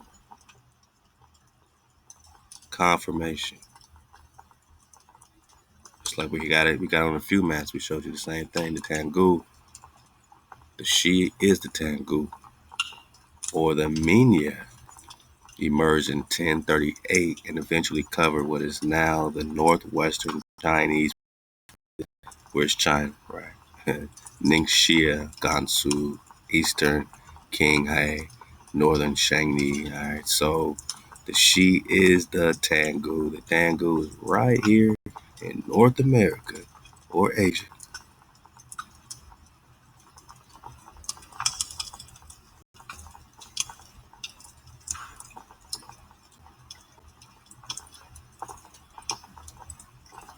I love this drop. I actually purchased the book. I dropped so much, man. And we started reading that. We're going to continue reading that in the Prester Hour on Mondays at 432thedrop.com. But check this out. The Failure of the Envoys. This is written by Harold Lamb. The failure of the envoys he had sent to Prester John. They're talking Genghis Khan. To return had decided Genghis Khan that war with the Karats, was unavoidable, and the master of the horde or the order, once his mind was made up, had moved at once towards Tangu. Body bad for the illusion. And the Tangu are the Shia. And they all men called themselves the Shi, right? Got it. We're talking the great ones. The Mongol are the Olmec. Because they're the great ones. And the Olmec are the Tangu. The Tangu. Nah, that's the hijack. Look how they switching their images. Look how they been switching our images. And these Tangu are right here with you. Because the same Tangu in North America, India Superior. It's the same Tangu by Harold Lamb and Swords of the East. Because you're in the East. The Genghis moved at once towards Tangu. Following the northern edge of the sandy desert where his horses would find grazing, Genghis Khan had sent Chepnoyan to the well to find Berta and bring the gypsy girl to him. He trusts me, said Tiger moodily, although I am a Karit, but it is not fitting that I should command a Tuman in the commanding battle between Prester John and Genghis Khan. So she's saying Genghis is trusting me even though I'm a Karit. And it's not fitting that I should command what's called a Tuman. I don't know what that is, but y'all tell me. I do not understand why my people have taken up the sword. How did the messengers from the three rivers perish? Why did Jamaica sound like Jamaica? Take his stand beside Prester John. They're talking about the battle, right? They're talking Tangu. We're talking Shia. Been getting pondered a while. I can see a little both of treachery and trickery. But if Genghis Khan is on the march, there is little time to learn the truth. Since you came nearly due south of the well, the Mongols must be as near to Tangu as we. If you are faithful to Temujin or Genghis, you should ride to Tangu at once, my naga. Tangu is here with you, and Tangu is the she, right? And the she are you. Oh man, they finding the she and they're finding the Tangu. But they're not gonna tell you. They're not gonna tell you.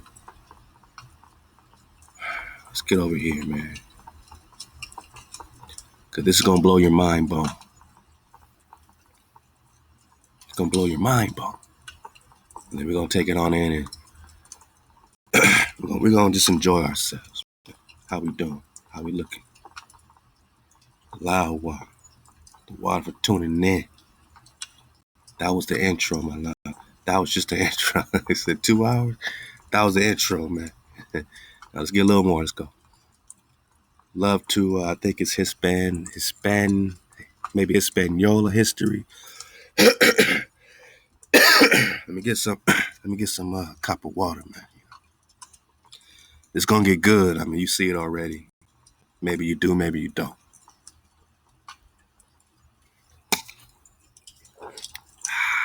Oh, wow.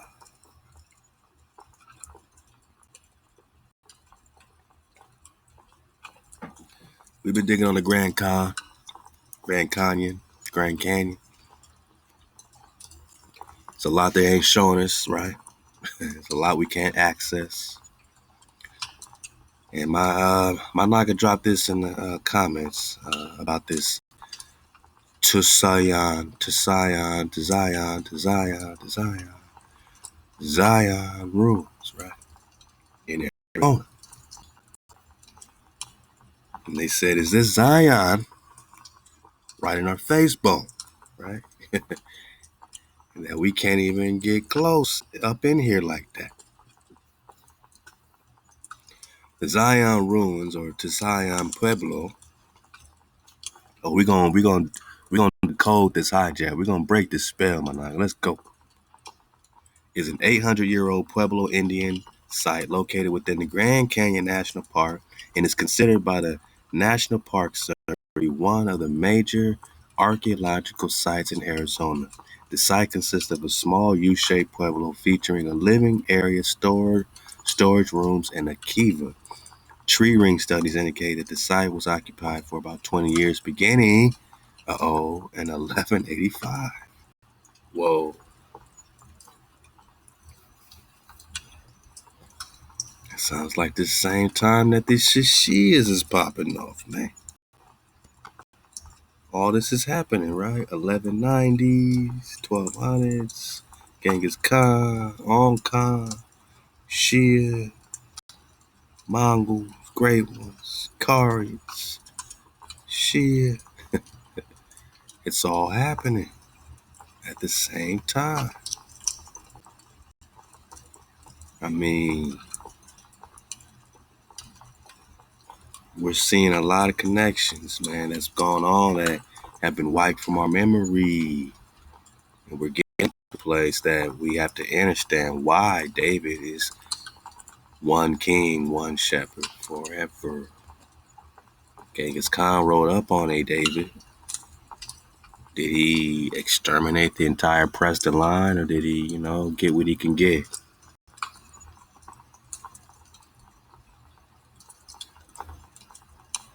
Right? Look at the dates. Before 1300. What about Raja Chola Jadara? Get back on these cholas and these Pandians. Estimated before 1195. Come. 1185. Now that we know we're talking India Superior, we can get out the mind of a hijack now, right? Right? Now we know we're talking black Saracens and black Cathay and Cathayans and India majors, Chinas and Mexicos and Floridas. We can talk Tangu and Shias and Olmecs. We could talk all this stuff, right? I mean, we could talk Turkey, right? Oh, drop talk Turkey very well. Drop talk Byzantine and Mazaka and Mossack, the founder, very well.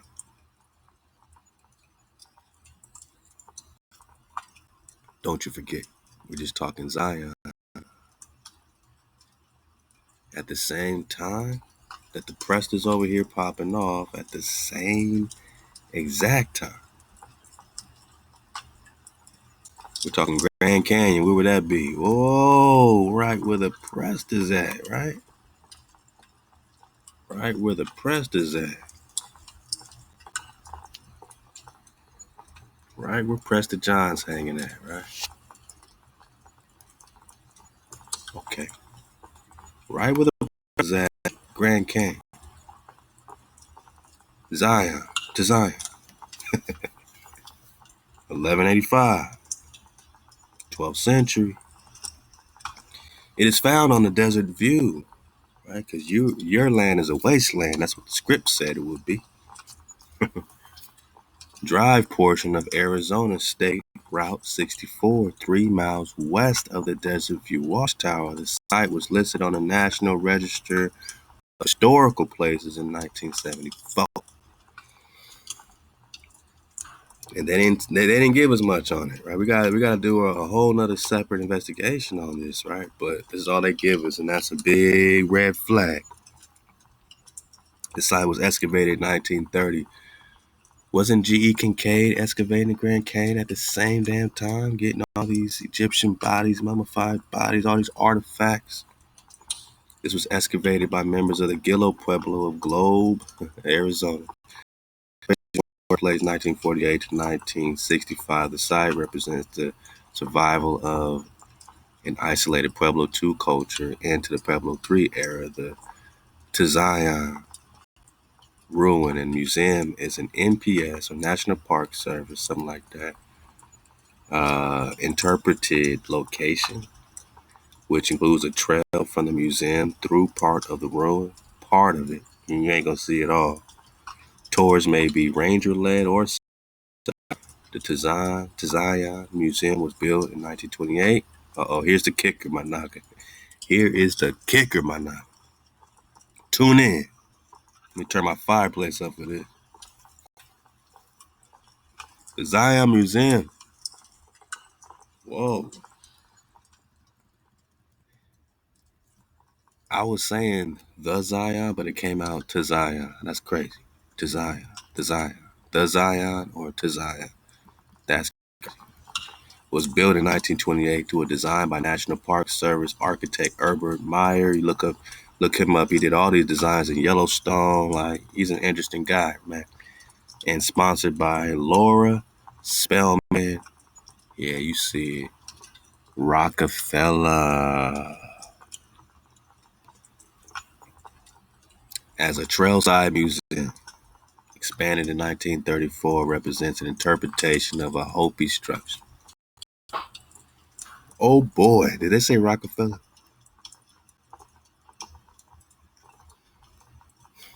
So this place was so important that Miss Rockefeller herself got involved.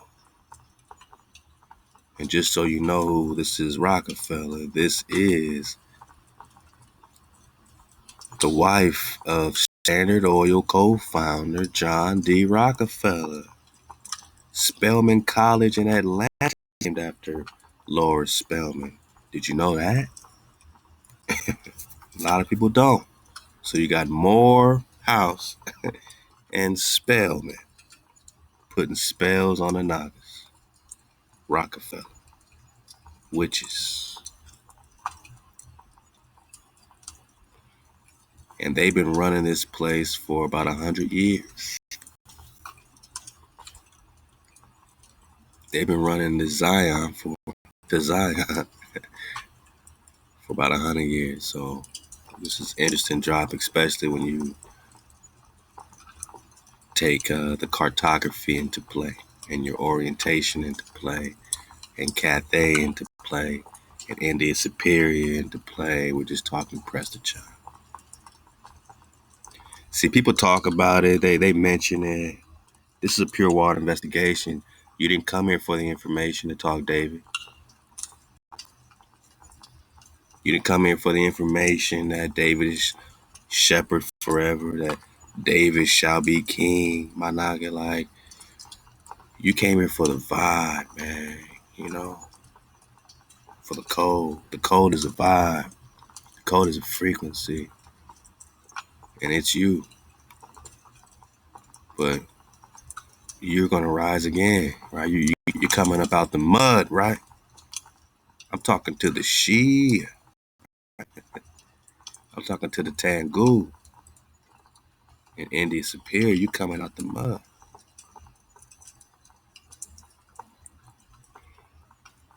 They playing games over there in the Grand Canyon. They say Grand Canyon. I see CAN. I see Con, right? I see Prester John. Right where the Grand Canyon would be. The Con. Yeah, we learning a lot about these Mongols. We learn a lot about these great ones. And, you know, they're trying to figure it out. They're asking questions.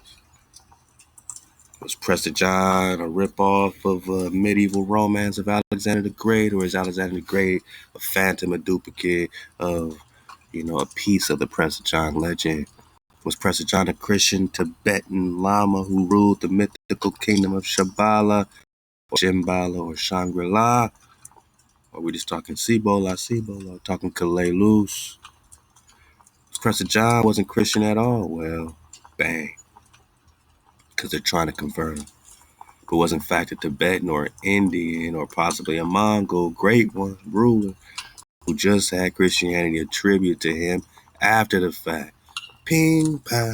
That's what we are finding out. Prester John was the king of Ethiopia or Abyssinia. Like, I'll be seeing you, one shepherd forever. Abyssinios. Where more Nestorian Christians could be found, right? Nestor, old king, renowned for wise counsel. Let's go. Prester John was a patriarch John of India who visited Pope Calixtus II. Can you really believe they named him Pope Calixtus? Yeah, man. They're looking for the Prester. They're looking for the Prester. It's a great link. We'll get more into this. Get back into that Holy Grail. Connection, King Arthur.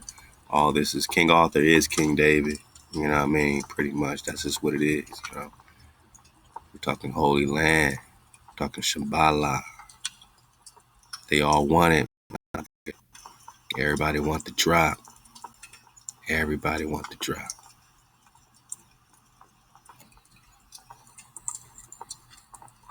So what's the drop? We connected this last time with the Scaliger and Batavius. The veracity of the work of these two men has been questioned many times by the likes of Edwin Johnson, the aforementioned N.A. Marzo, and even Isaac Newton, all of which claimed that the Scaliger dates had to be moved forward by hundreds of years. So if they dated something in the BCs, you got to move it forward at least hundreds of years to get the truth. So they put King David back in the BCs when he probably belongs right there in the 13th century. But how would you know we're just talking Dark Ages?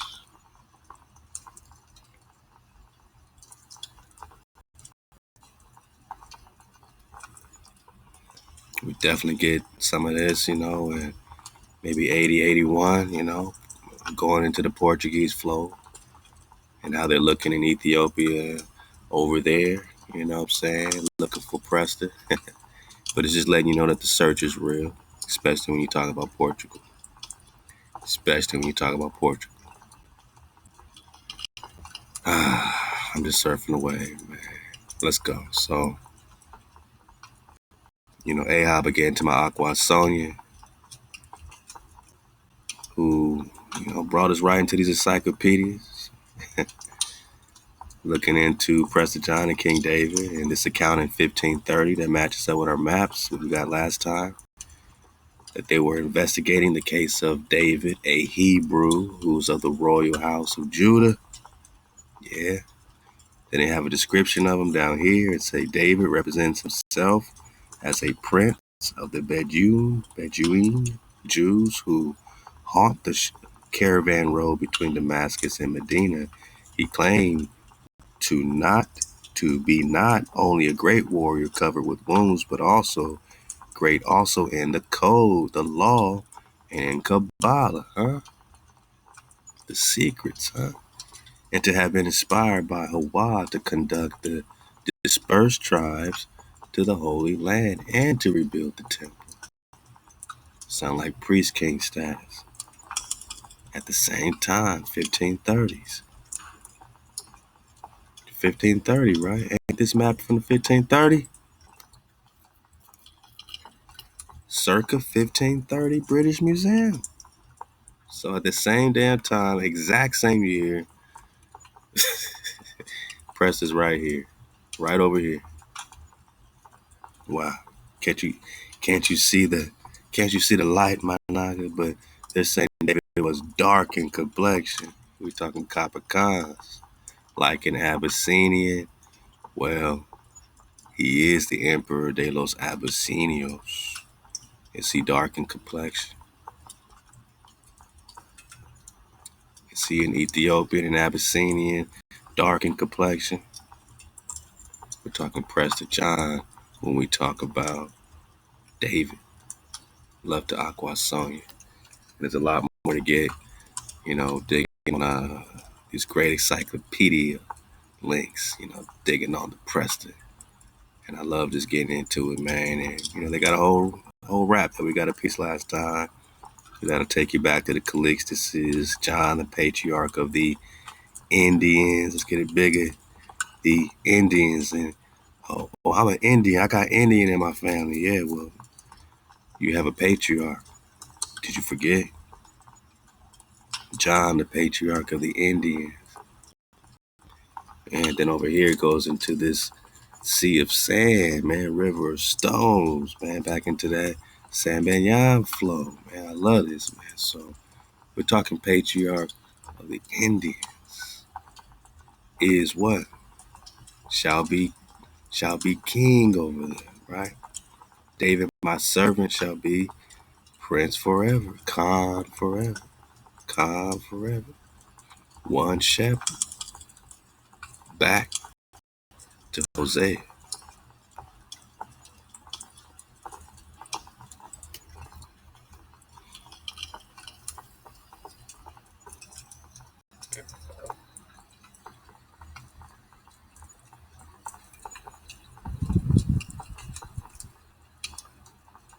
Because after you return,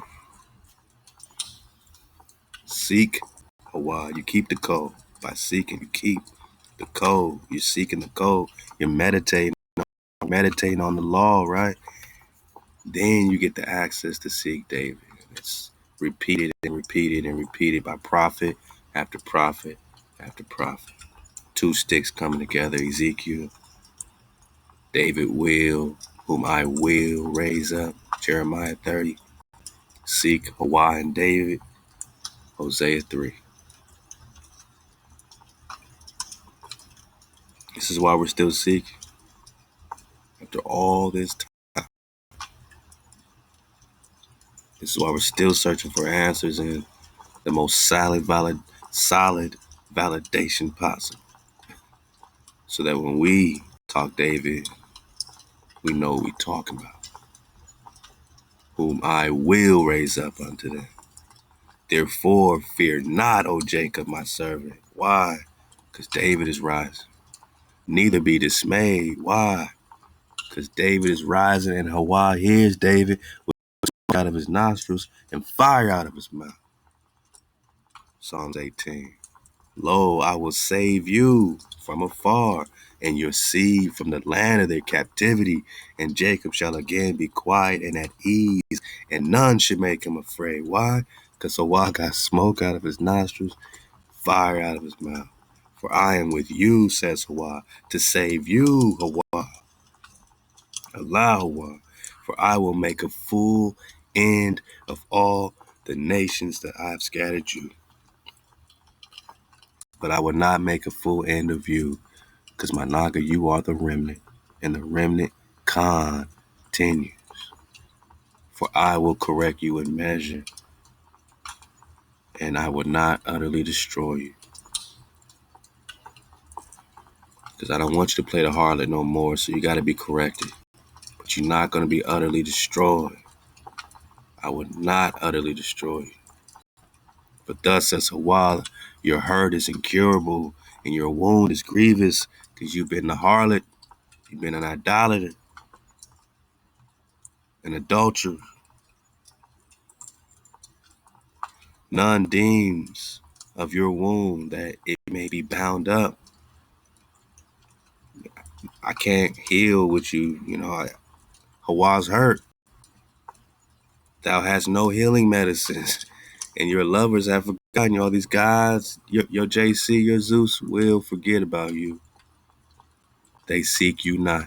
For I have wounded you with the wound of an enemy, with the chastisement of a cruel one, for the greatness of your iniquity, because your sins were increased. Why cry thou for your hurt? Why are you crying now? Why are you complaining now? That your pain is incurable, for the greatness of your iniquity, because your sins were increased. I have done these things unto you. And this is important while we search for the Prester. How did you get here to where, you were solitary for many days? Your sins were increased. I have done these things unto you. Because your sins were increased, you've been out of code. Therefore, all they that devour you shall be devoured, and all your adversaries, every one of them, shall go into captivity. Back to Isaiah chapter 14. I'm going to bring you captives whose captives we were, right? I have done these things unto you. Therefore, all they that devour thee shall be devoured. Hijack free. And all your adversaries, every one of them, shall go into captivity, and they that spoil you shall be spoiled. Everyone has spoiled us. Everyone has eaten off of us. You will be spoiled for that. And all they that prey upon you, I will give for a prey. It's a more and more war, but more, you better stop preying on us and give us the truth. Stop trying to bring us into a black hole and lift up the tribe that you helped destroy. Call us Israel again. Call us Hashrah. And admit your place in our destruction. That's where we start. That's where we begin. For I will restore health unto you, and I will heal you of your wounds, says Hawaii, because they have called you an outcast. They say you mixed out and washed up. She is Zion, and there is none that cares for her.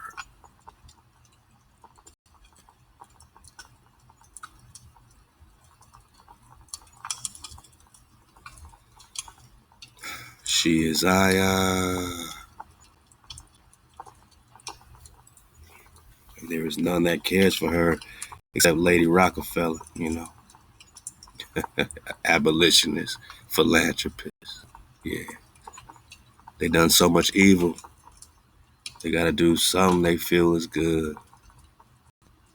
Once they made it all the way here to Indian Superior.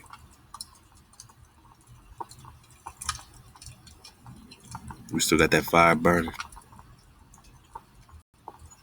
I'm going to leave this list for you. This playlist, so you got all the Presters, right here. You got your Prester pack, so you have it in your golden capsule, and if you are ordering one, we got new shipments coming in about a week, so be patient with us. With all your packs, they're going out. The mop pack ones are going out next week. I'm just excited, man. Love the Five Eyes Mile. That's the drum beat. Tribal music is beyond us. It's the flow, it's the wave. It's the beat that we're marching to. Love the Five Eyes Mile, ambassador tribal music. Support my pack one. Man, support the whole tribal mafia. Everybody dropping tribal music. And you can get your, just get all the lists and surf the wave right here. Get all the links, man. Just enjoy it. This has been Recon, from 2022 back to 2016. Allow I said that we still got that fire burning, man. Praise our Creator. Let's keep this fire burning. And for the dismount, we're going to get into the book as promised. Quest of the Dragon and Bird Clan. At least, I got about 20 pages at least I want to read of this, so I'm just going to start get a few. And I would love to, belly flop into some chronology, this quick, for a double or really like a triple, a quadruple dismount. Hey, we got that fire burning, though. Love to the fire stars. Keep that fire burning for Drop Nation.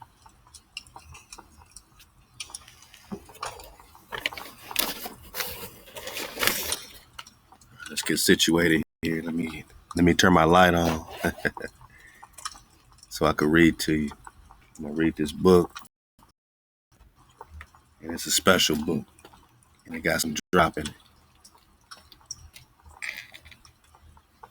The Quest for the Dragon and Bird Clan by Paul Madansala.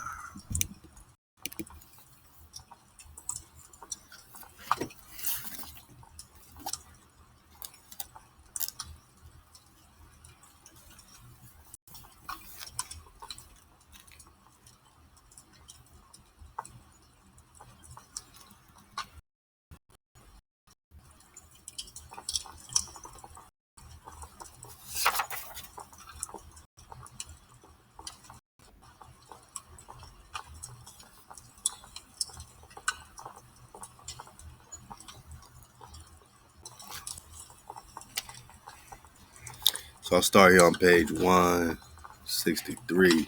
Oh man, it's a lot of drop in this book. I got a lot of bookmarks in this one.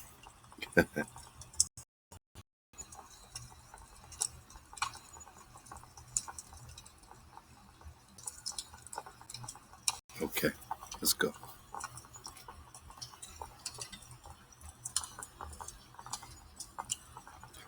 There is one important thing we must note regarding Columbus's explorations.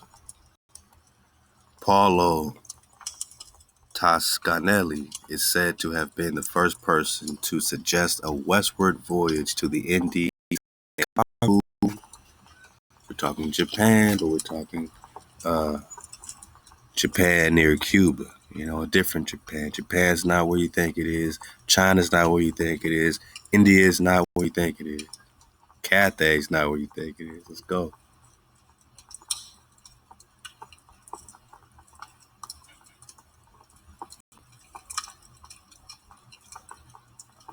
The first documentation of this is a letter by Tas to the confessor, Canon Ferdinand Martins of Lisbon, which Columbus had read. This started a correspondence between the two geographers. The important link here is the man generally known as one of Toscanelli's main informants, Niccolo de Conti. This Venetian traveler had spent many years traveling throughout the East, including the islands in Southeast Asia. Where's Asia? Most importantly, De Conte claimed to have had a close personal relationship with Prester John of the Indies. Indies, right? Pero Tafer, a Spanish traveler, met De Conte along the Red Sea near the Sinai during one of his voyages or journeys. The Venetian man explained how he had gotten lost in India and finally ended up in the court of Preston in India Major. Again. So we just got from a separate source, India Major. We get it here, India Major. We saw at least 3 or 4 maps with India Superior on it. All of them can't be wrong, man. And if there's an India Major, there's an India Minor. And that's the one they call India today. And they try to act like they came over here and colonized us and gave us all this culture and all this stuff, man. Please, this is Big Dragon India Superior. You just trying to hide the fact that we are who we are. And they're all working together. They're all in on it.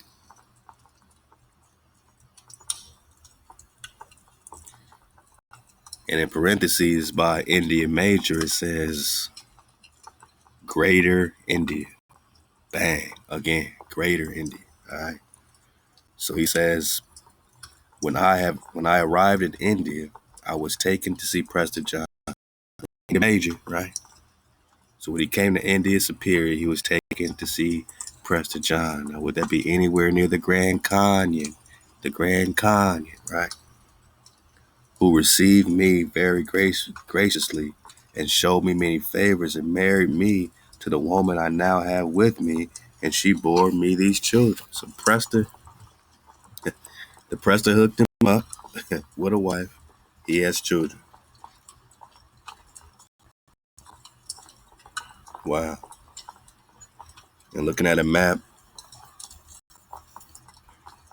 in this book, man, I didn't even see this, but yeah, I mean, they got India, Cathay, everything that we're seeing in the other maps right here as well. They even got Kambula, which comes up a lot in the Mongol history. And they got the island of Kapangu, right by, Cuba and all that. So that's the real Japan, Kapangu.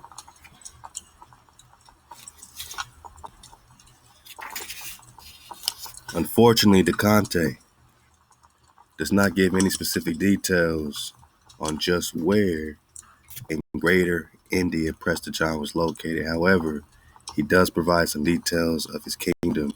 I asked him concerning Prester John and his authority, and he told me that he was a great lord and that he had 25 kings in his service.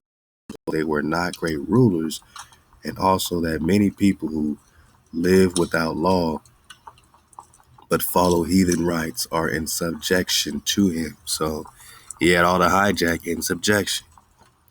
Notice that the number of the kings of the Prester John is reduced from 72 monarchs claimed in his 1165 letter. So there we go. I was going to say that, but they pointed it out.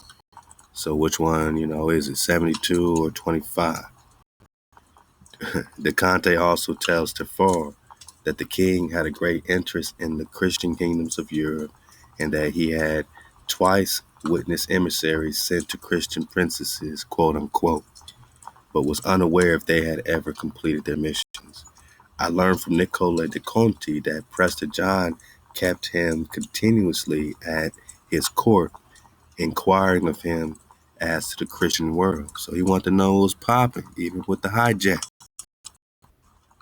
It's a more and more war. He wanted to know, what our cousins was up to, right? And concerning the princes and their estates and the wars they were waging. And while he was there, he saw Prester John on 2 occasions dispatch ambassadors to Christian princes, but he did not hear whether any news of them had been received. Many of the items related by Tafar are confirmed Managa by accounts given by Poggio Bracciolini, security Pope Eugenius IV had ordered the Conte to furnish his history in penance for his renunciation of Christianity during his wanderings. As for the Conte, as a source, his accounts are generally considered the best journals of the East during the entire 15th century.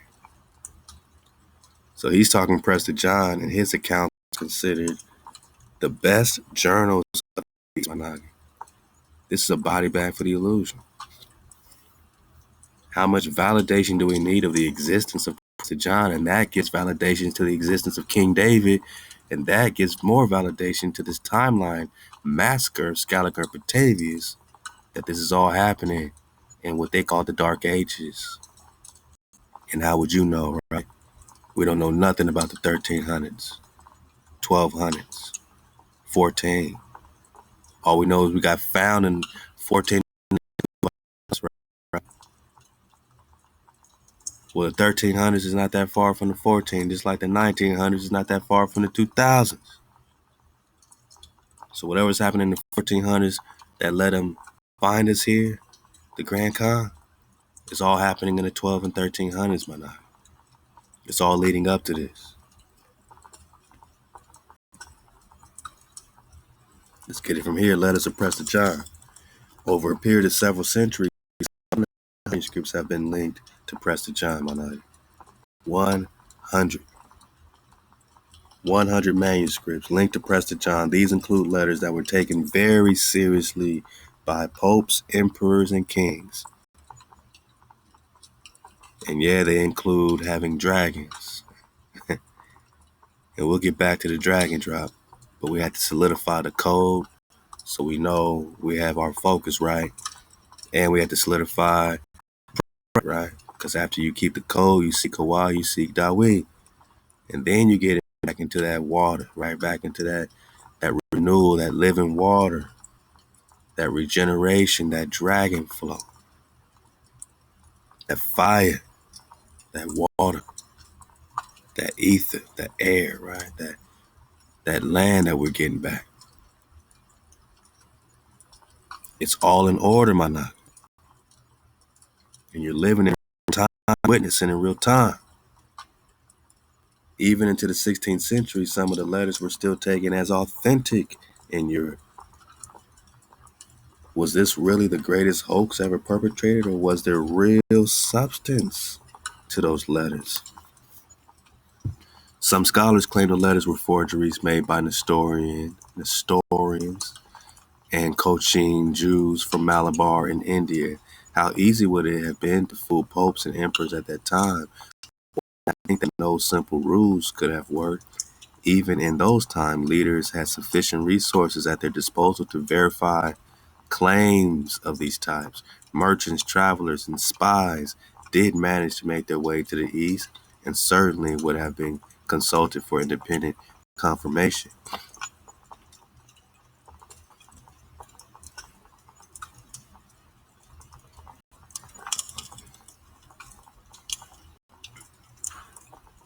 In that invasion, or the Genghis Khan invasion, three main theories regarding Prester John arose in Europe as travelers began bringing back tales from faraway places. These were the original one of Prester John of the Indies, an Ethiopian version, and a Central Asian one. So this legend, or this truth of King David, is spread throughout the world, from Ethiopia, Central Asia to Europe, and it's all about a brother, a so-called black man. Ain't this Black History Month? You don't want to talk about it? They don't want to talk about the Prester. Nah, they ain't talking about Khan David. They talk about who invented peanut butter, right? Come on, man. I mean, that's cool. Peanut butter's cool, man, but we're talking about King David, Marco Polo, and Friar Orderic were among those who claimed that Prester John was a Central Asian Chariot Khan who had adopted the Nestorian religion. Jordanus was the first to claim that the kingdom lay in Ethiopia. In the 15th century, an emissary of the Negus Naga, Negus. So by the time they say, a lot of people still be like, what's Naga mean? Naga is Negus. Negus is nigga. Nigga, Naga, Negus. Consonants ain't really matter. We're talking about ancient Hebrew. We're talking about the N and G. You put the N and G together, especially in Hebrew, you go the opposite way from right to left. So you go from the G to the N. And what's the G? That gam. That gam is that walking, that gathering, right? So something is being gathered. Something is striving up. The N is the noon, the seed. So it's the rising. It's the striving up. It's the gathering of the seed that is the Naga. And that's why the Naga protects. Seed is the Naga. Is the dragon. We're just talking, you know, singing holy, holy in the throne of our creator, that, you know, six-winged seraphim in Isaiah 6, six-winged seraphim, burning ones. We're talking Leviathan, Levi flow. We're talking Moses, Numbers 21, creating a copper dragon. They say brazen serpent. No, that's a copper dragon. So these dragons at first were the curse for the people because they were out of code, and they prayed. They prayed. They asked Moses. They said, "Hey, can you get these flying serpents off of us? These fiery flying serpents, to get these dragons up off us." So Hawa told Moses to create this brazen serpent, or this copper, brass or copper, right? Copper dragon. Whoever it breathed on gave him life. Whoever it bit gave him life. So the dragon gives you life or death. Hawa comes with smoke out of his nostrils, fire out of his mouth, to give life to the tribe. Christianity made this all evil, like they made King David the Dajjal, and Christianity made King David Antichrist. They vilify our heroes, our knights, our romance, love to the tent. Let's get a little more of this. I got a lot more to read, but we're continuing in Preston John, number 80. Can you believe it? We're on part 80 of our investigation of King David. So, in the 15th century, I'm on page 165 of the book Quest of the Dragon and Bird Clan by Paul Kakai Madansala. In the 15th century, an emissary of the Negus of Ethiopia proclaimed that the emperor was Prester John, motivating the navigators to Africa. In the following century, though, we again hear of letters from Prester John of the Indies, some written in the Hebrew language. In the 1400s, you got Hebrew letters.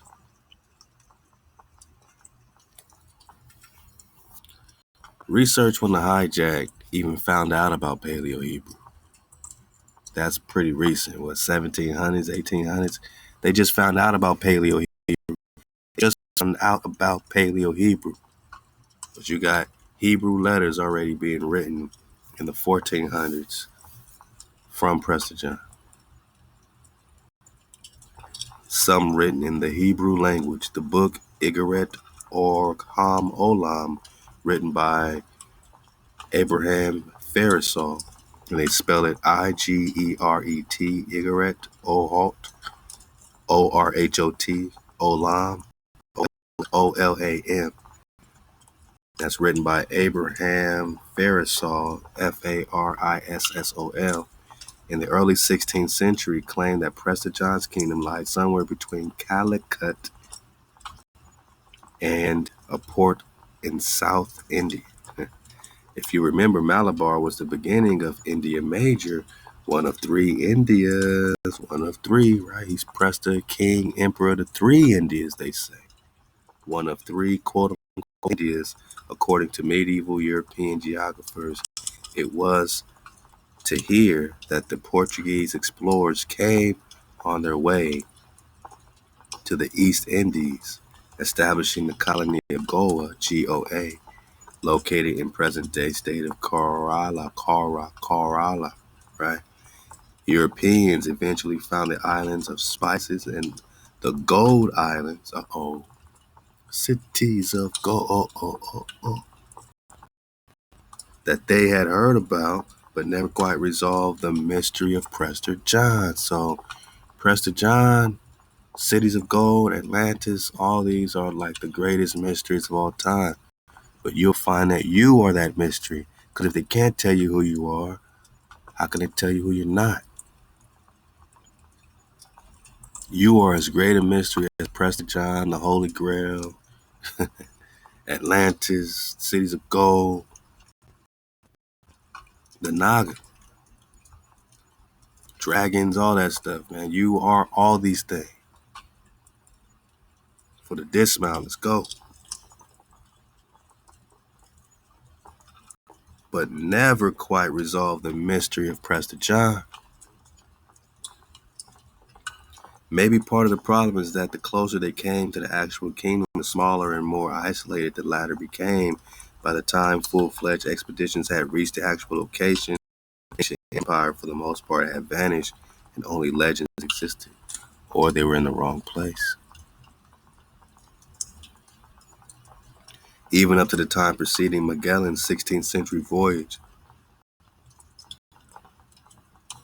tales of the mysterious kingdom of the Indies persisted. Mendoz Pinto, writing about a decade earlier, tells of the kingdom of Lequios, Lequios, the Louis, Liukiu of the Chinese, Lu Kui, located between the coast of China and Mindanao to the south. Mindanao.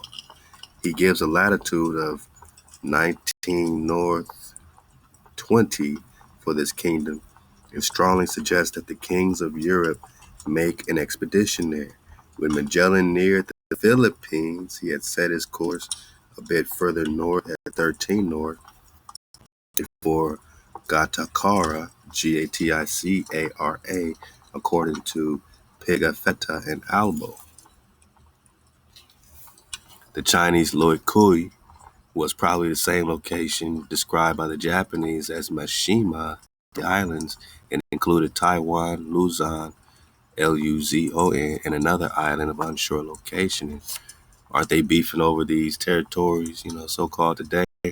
Neighboring region was called P-Shi, like that she, by the Chinese, which may be a corruption of Bisaya, Bisaya, the Central Philippines region.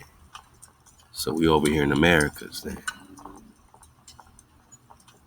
We over here in the Americas then. Duarte Barbosa wrote of the Laquios, or the Louis Kui, Liuk, quote, from Malacca, they take the same goods as the Chins or Chinese take. The Chins are also Khans, man. Chin, Khan. These islands are called Laquios.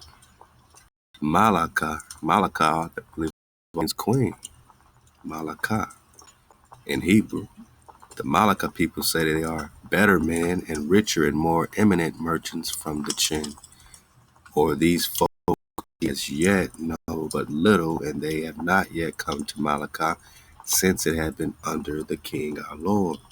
Barbosa thought the Laquios were inhabited by quote-unquote white men who resembled Europeans, a belief possibly generated by the medieval romances. I would suggest that the letters of Prester John were part of an overall campaign by the Empire of Sanfotsi Zabab, Sanfotsi, to arrest intrusions on its trade routes. Not that Prester John penned these himself, as the letter suggests. He had others in his service, including Westerners, who could have composed them with his instruction. Starting as early as the 10th century, Sanfotsi began requesting assistance from Sung emperors against their neighbors and competitors to the south. At the same time, they began strengthening the relations in India and Tibet. These kingdoms were on the edge of the Islamic expansion, Genghis Khan, all this stuff connects with the same moral war territory. Fighting over longitude and latitude territory. Let's get this last beat for the dismount.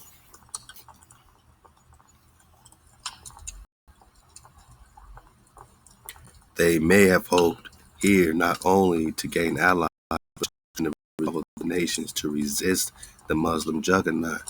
The Tibetans knew of the Shambhala king and his great place or palace, where nearby was located a park called Malaya, where sandalwood trees grow, with the scent of camphor, which seems, so one feels, to remove all the sufferings of existence. So it's a magical smell that removes all your. About a century after the Kalakakra Tantra, with its battle machine recommendations reaches Tibet, we begin to hear of Eastern contacts with the Christian world. These culminate in the famous letters of Prester John in the middle of the 12th century. But as time rolls on, the priest king loses much of his hand, and he must resort to bluffing more and more as the emperor decreases. The letters took a life of their own. So this is just their conjecture. They're just writing what they think. Oh, he's bluffing because they couldn't find him. Or he's bluffing because they couldn't. The cities of gold must be a bluff too, right? Man.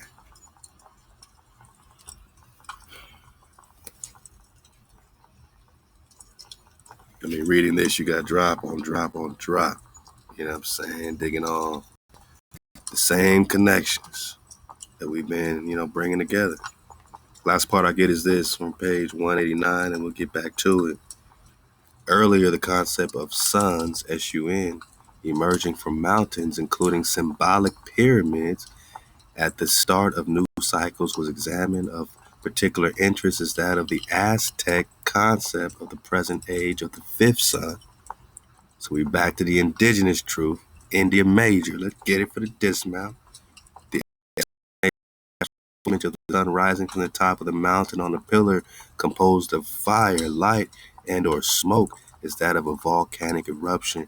The idea of a new golden age heralded by such an eruption is found in the Javanese prophecy of Sabdalapalan, the priest of Majapahit, ruler of Brawijaya V.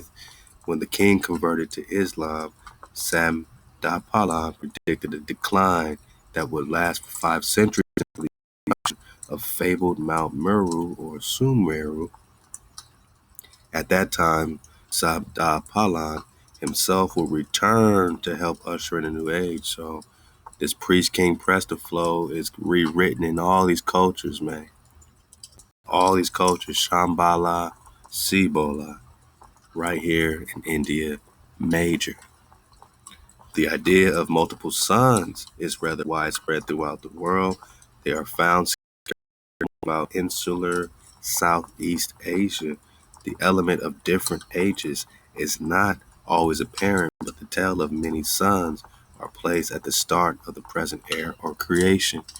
And now you can bring in that so-called flat earth theory, right? Where worlds beyond the poles, where there's more suns beyond the poles. What does that have to do with the 5 suns? What kind of cycle is going on? Usually they believe the death of one of these suns at the founding of our epoch. In the dualistic world of the new Santao, the lesser and greater cycles of fortune would have almost surely formed part of their worldview. The cyclic vision, I believe, can be found in various prophetic traditions of the world, pointing to the rise of a new messianic leader of the dragon and bird clan.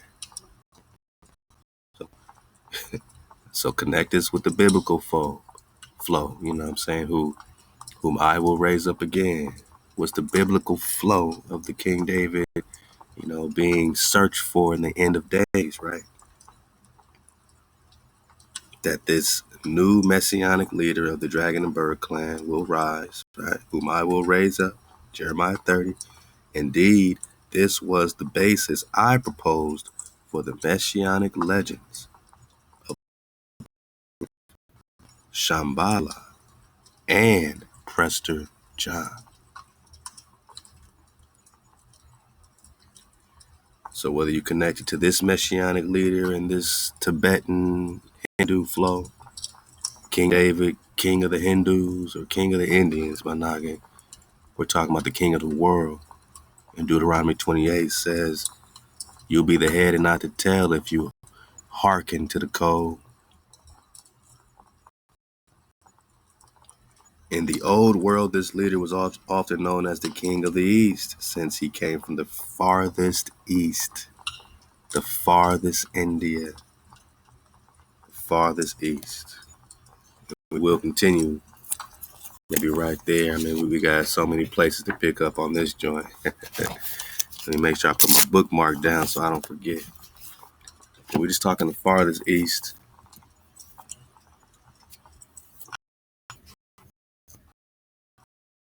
Up to Ronald Sanders, man, that lost tribe in Promised Land. Every time I read farthest India or farthest east, you know, you got to think about lost tribes in Promised Land. And we're making a great dismount right here. Triple, quadruple dismount. Preston John, investigation number 79. Drop Nation. Allow for surfing the wave, man, throughout all these years. Let's see if we can belly flop quickly in this Lost Tribes. I'm belly this thing, man. Golden Age. The King returning. I mean, it really is all happening. We say it's all happening. It really is all happening. But you keeping the code is happening too. This frequency you feeling, no matter what you're going through, no matter who you losing and what you losing, you're still rising. That's happening too.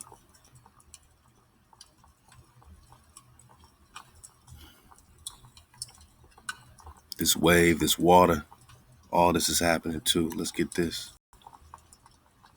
Oh man, we belly flopped into the sandbag, yeah? Oh, we really did belly flop. This is a beautiful belly flop for the dismount, man. This is a Nadia Comaneci. Rivers of stones. Where the Sabbath begins. Oh, praise the Lord. The sabbatical river flows for 6 days, rest on the Shabbat. You can never talk enough, Sambanya. I mean, not in these parts. Back it up to this farthest east.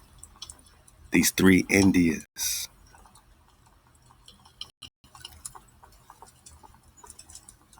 We're going to go right to the fine print like we've gone right to the fine print. Let me get it bigger for the distance.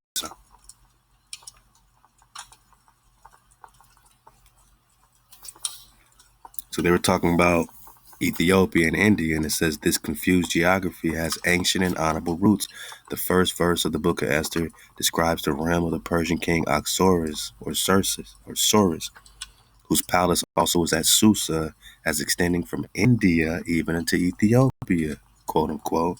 In Greek and Roman authors, there's a similar vague about the vast regions taken in by terms like quote unquote Ethiopia and India and Ethiopia. The latter, even in its narrowest sense, comprises a much larger area than present-day Ethiopia, and beginning just south of the first cataract of the Nile, and about its relationship with the better-known Persia. In the apocryphal Acts of St. Thomas, the apostle moves easily between Persia and quote-unquote India, starting roughly with the 5th century apocryphal writer, the Pseudo-Abdias, who describes the exploits of Apostle Thomas, Bartholomew, Matthew, in each of the quote unquote three Indias. This latter concept became a standard one in the Middle Ages. One of the three Indias, listen up for this now, my wave surfers already know. One of the Indias faced Ethiopia, quote unquote, so that would be Africa, right? According to pseudo-Abdias, the second faced Persia, and the third occupied the ends of the earth. And we just got that all this is connected to Prester John coming out the farthest east, right? The third occupied the ends of the earth between the ocean and the rim of darkness. Naga, that's you. That's when they just found us. And some rim of darkness to them. Because it's the dark ages. It's unknown. It's a mystery.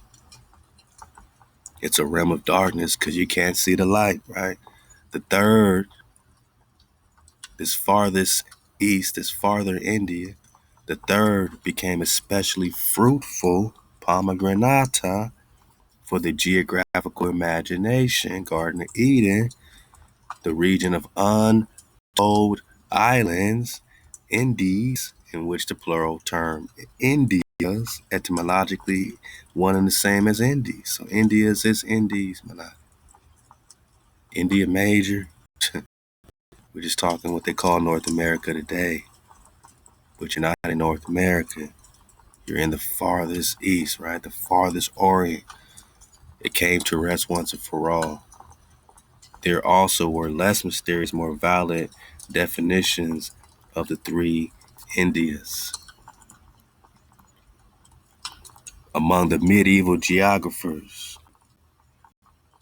But for most Europeans, even the learned ones, even the Europeans that had knowledge, even the learned ones, the term covered a vast and distant region of dark-skinned people. So when they talk Indias, the third India, the farthest east, the Orient, untold islands, rim of darkness, they're talking about a region of dark-skinned people so far away that they're writing myths and legends about you, culminating in a countless array of islands in one direction, and in Ethiopia, the biblical Kush in the other.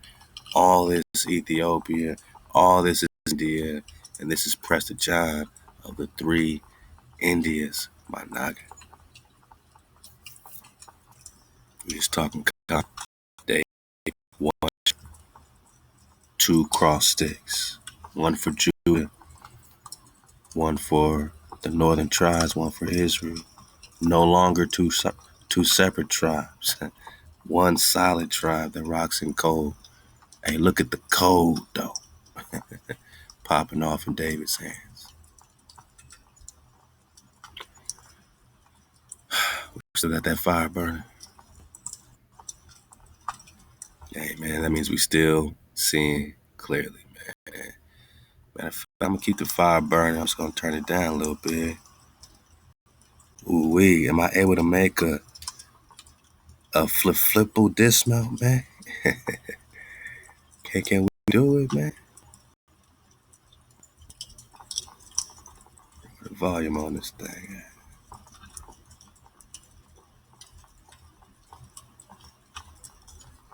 Since when I'll just put it on mute for a second. For dismount right here, man. And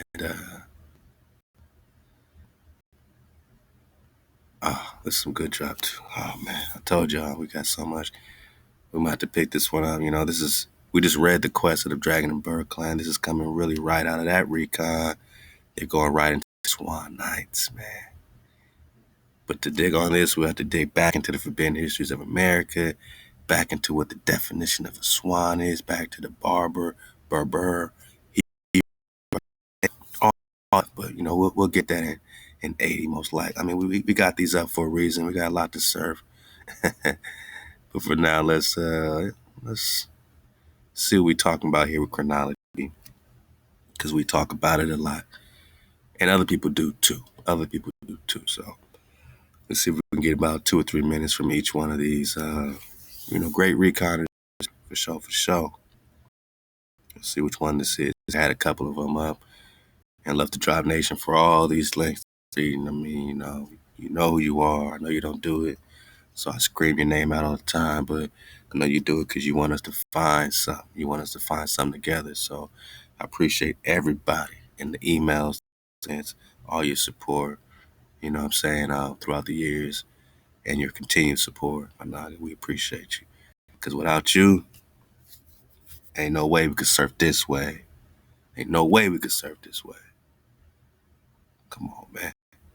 They don't want us to get this chronology on them, man.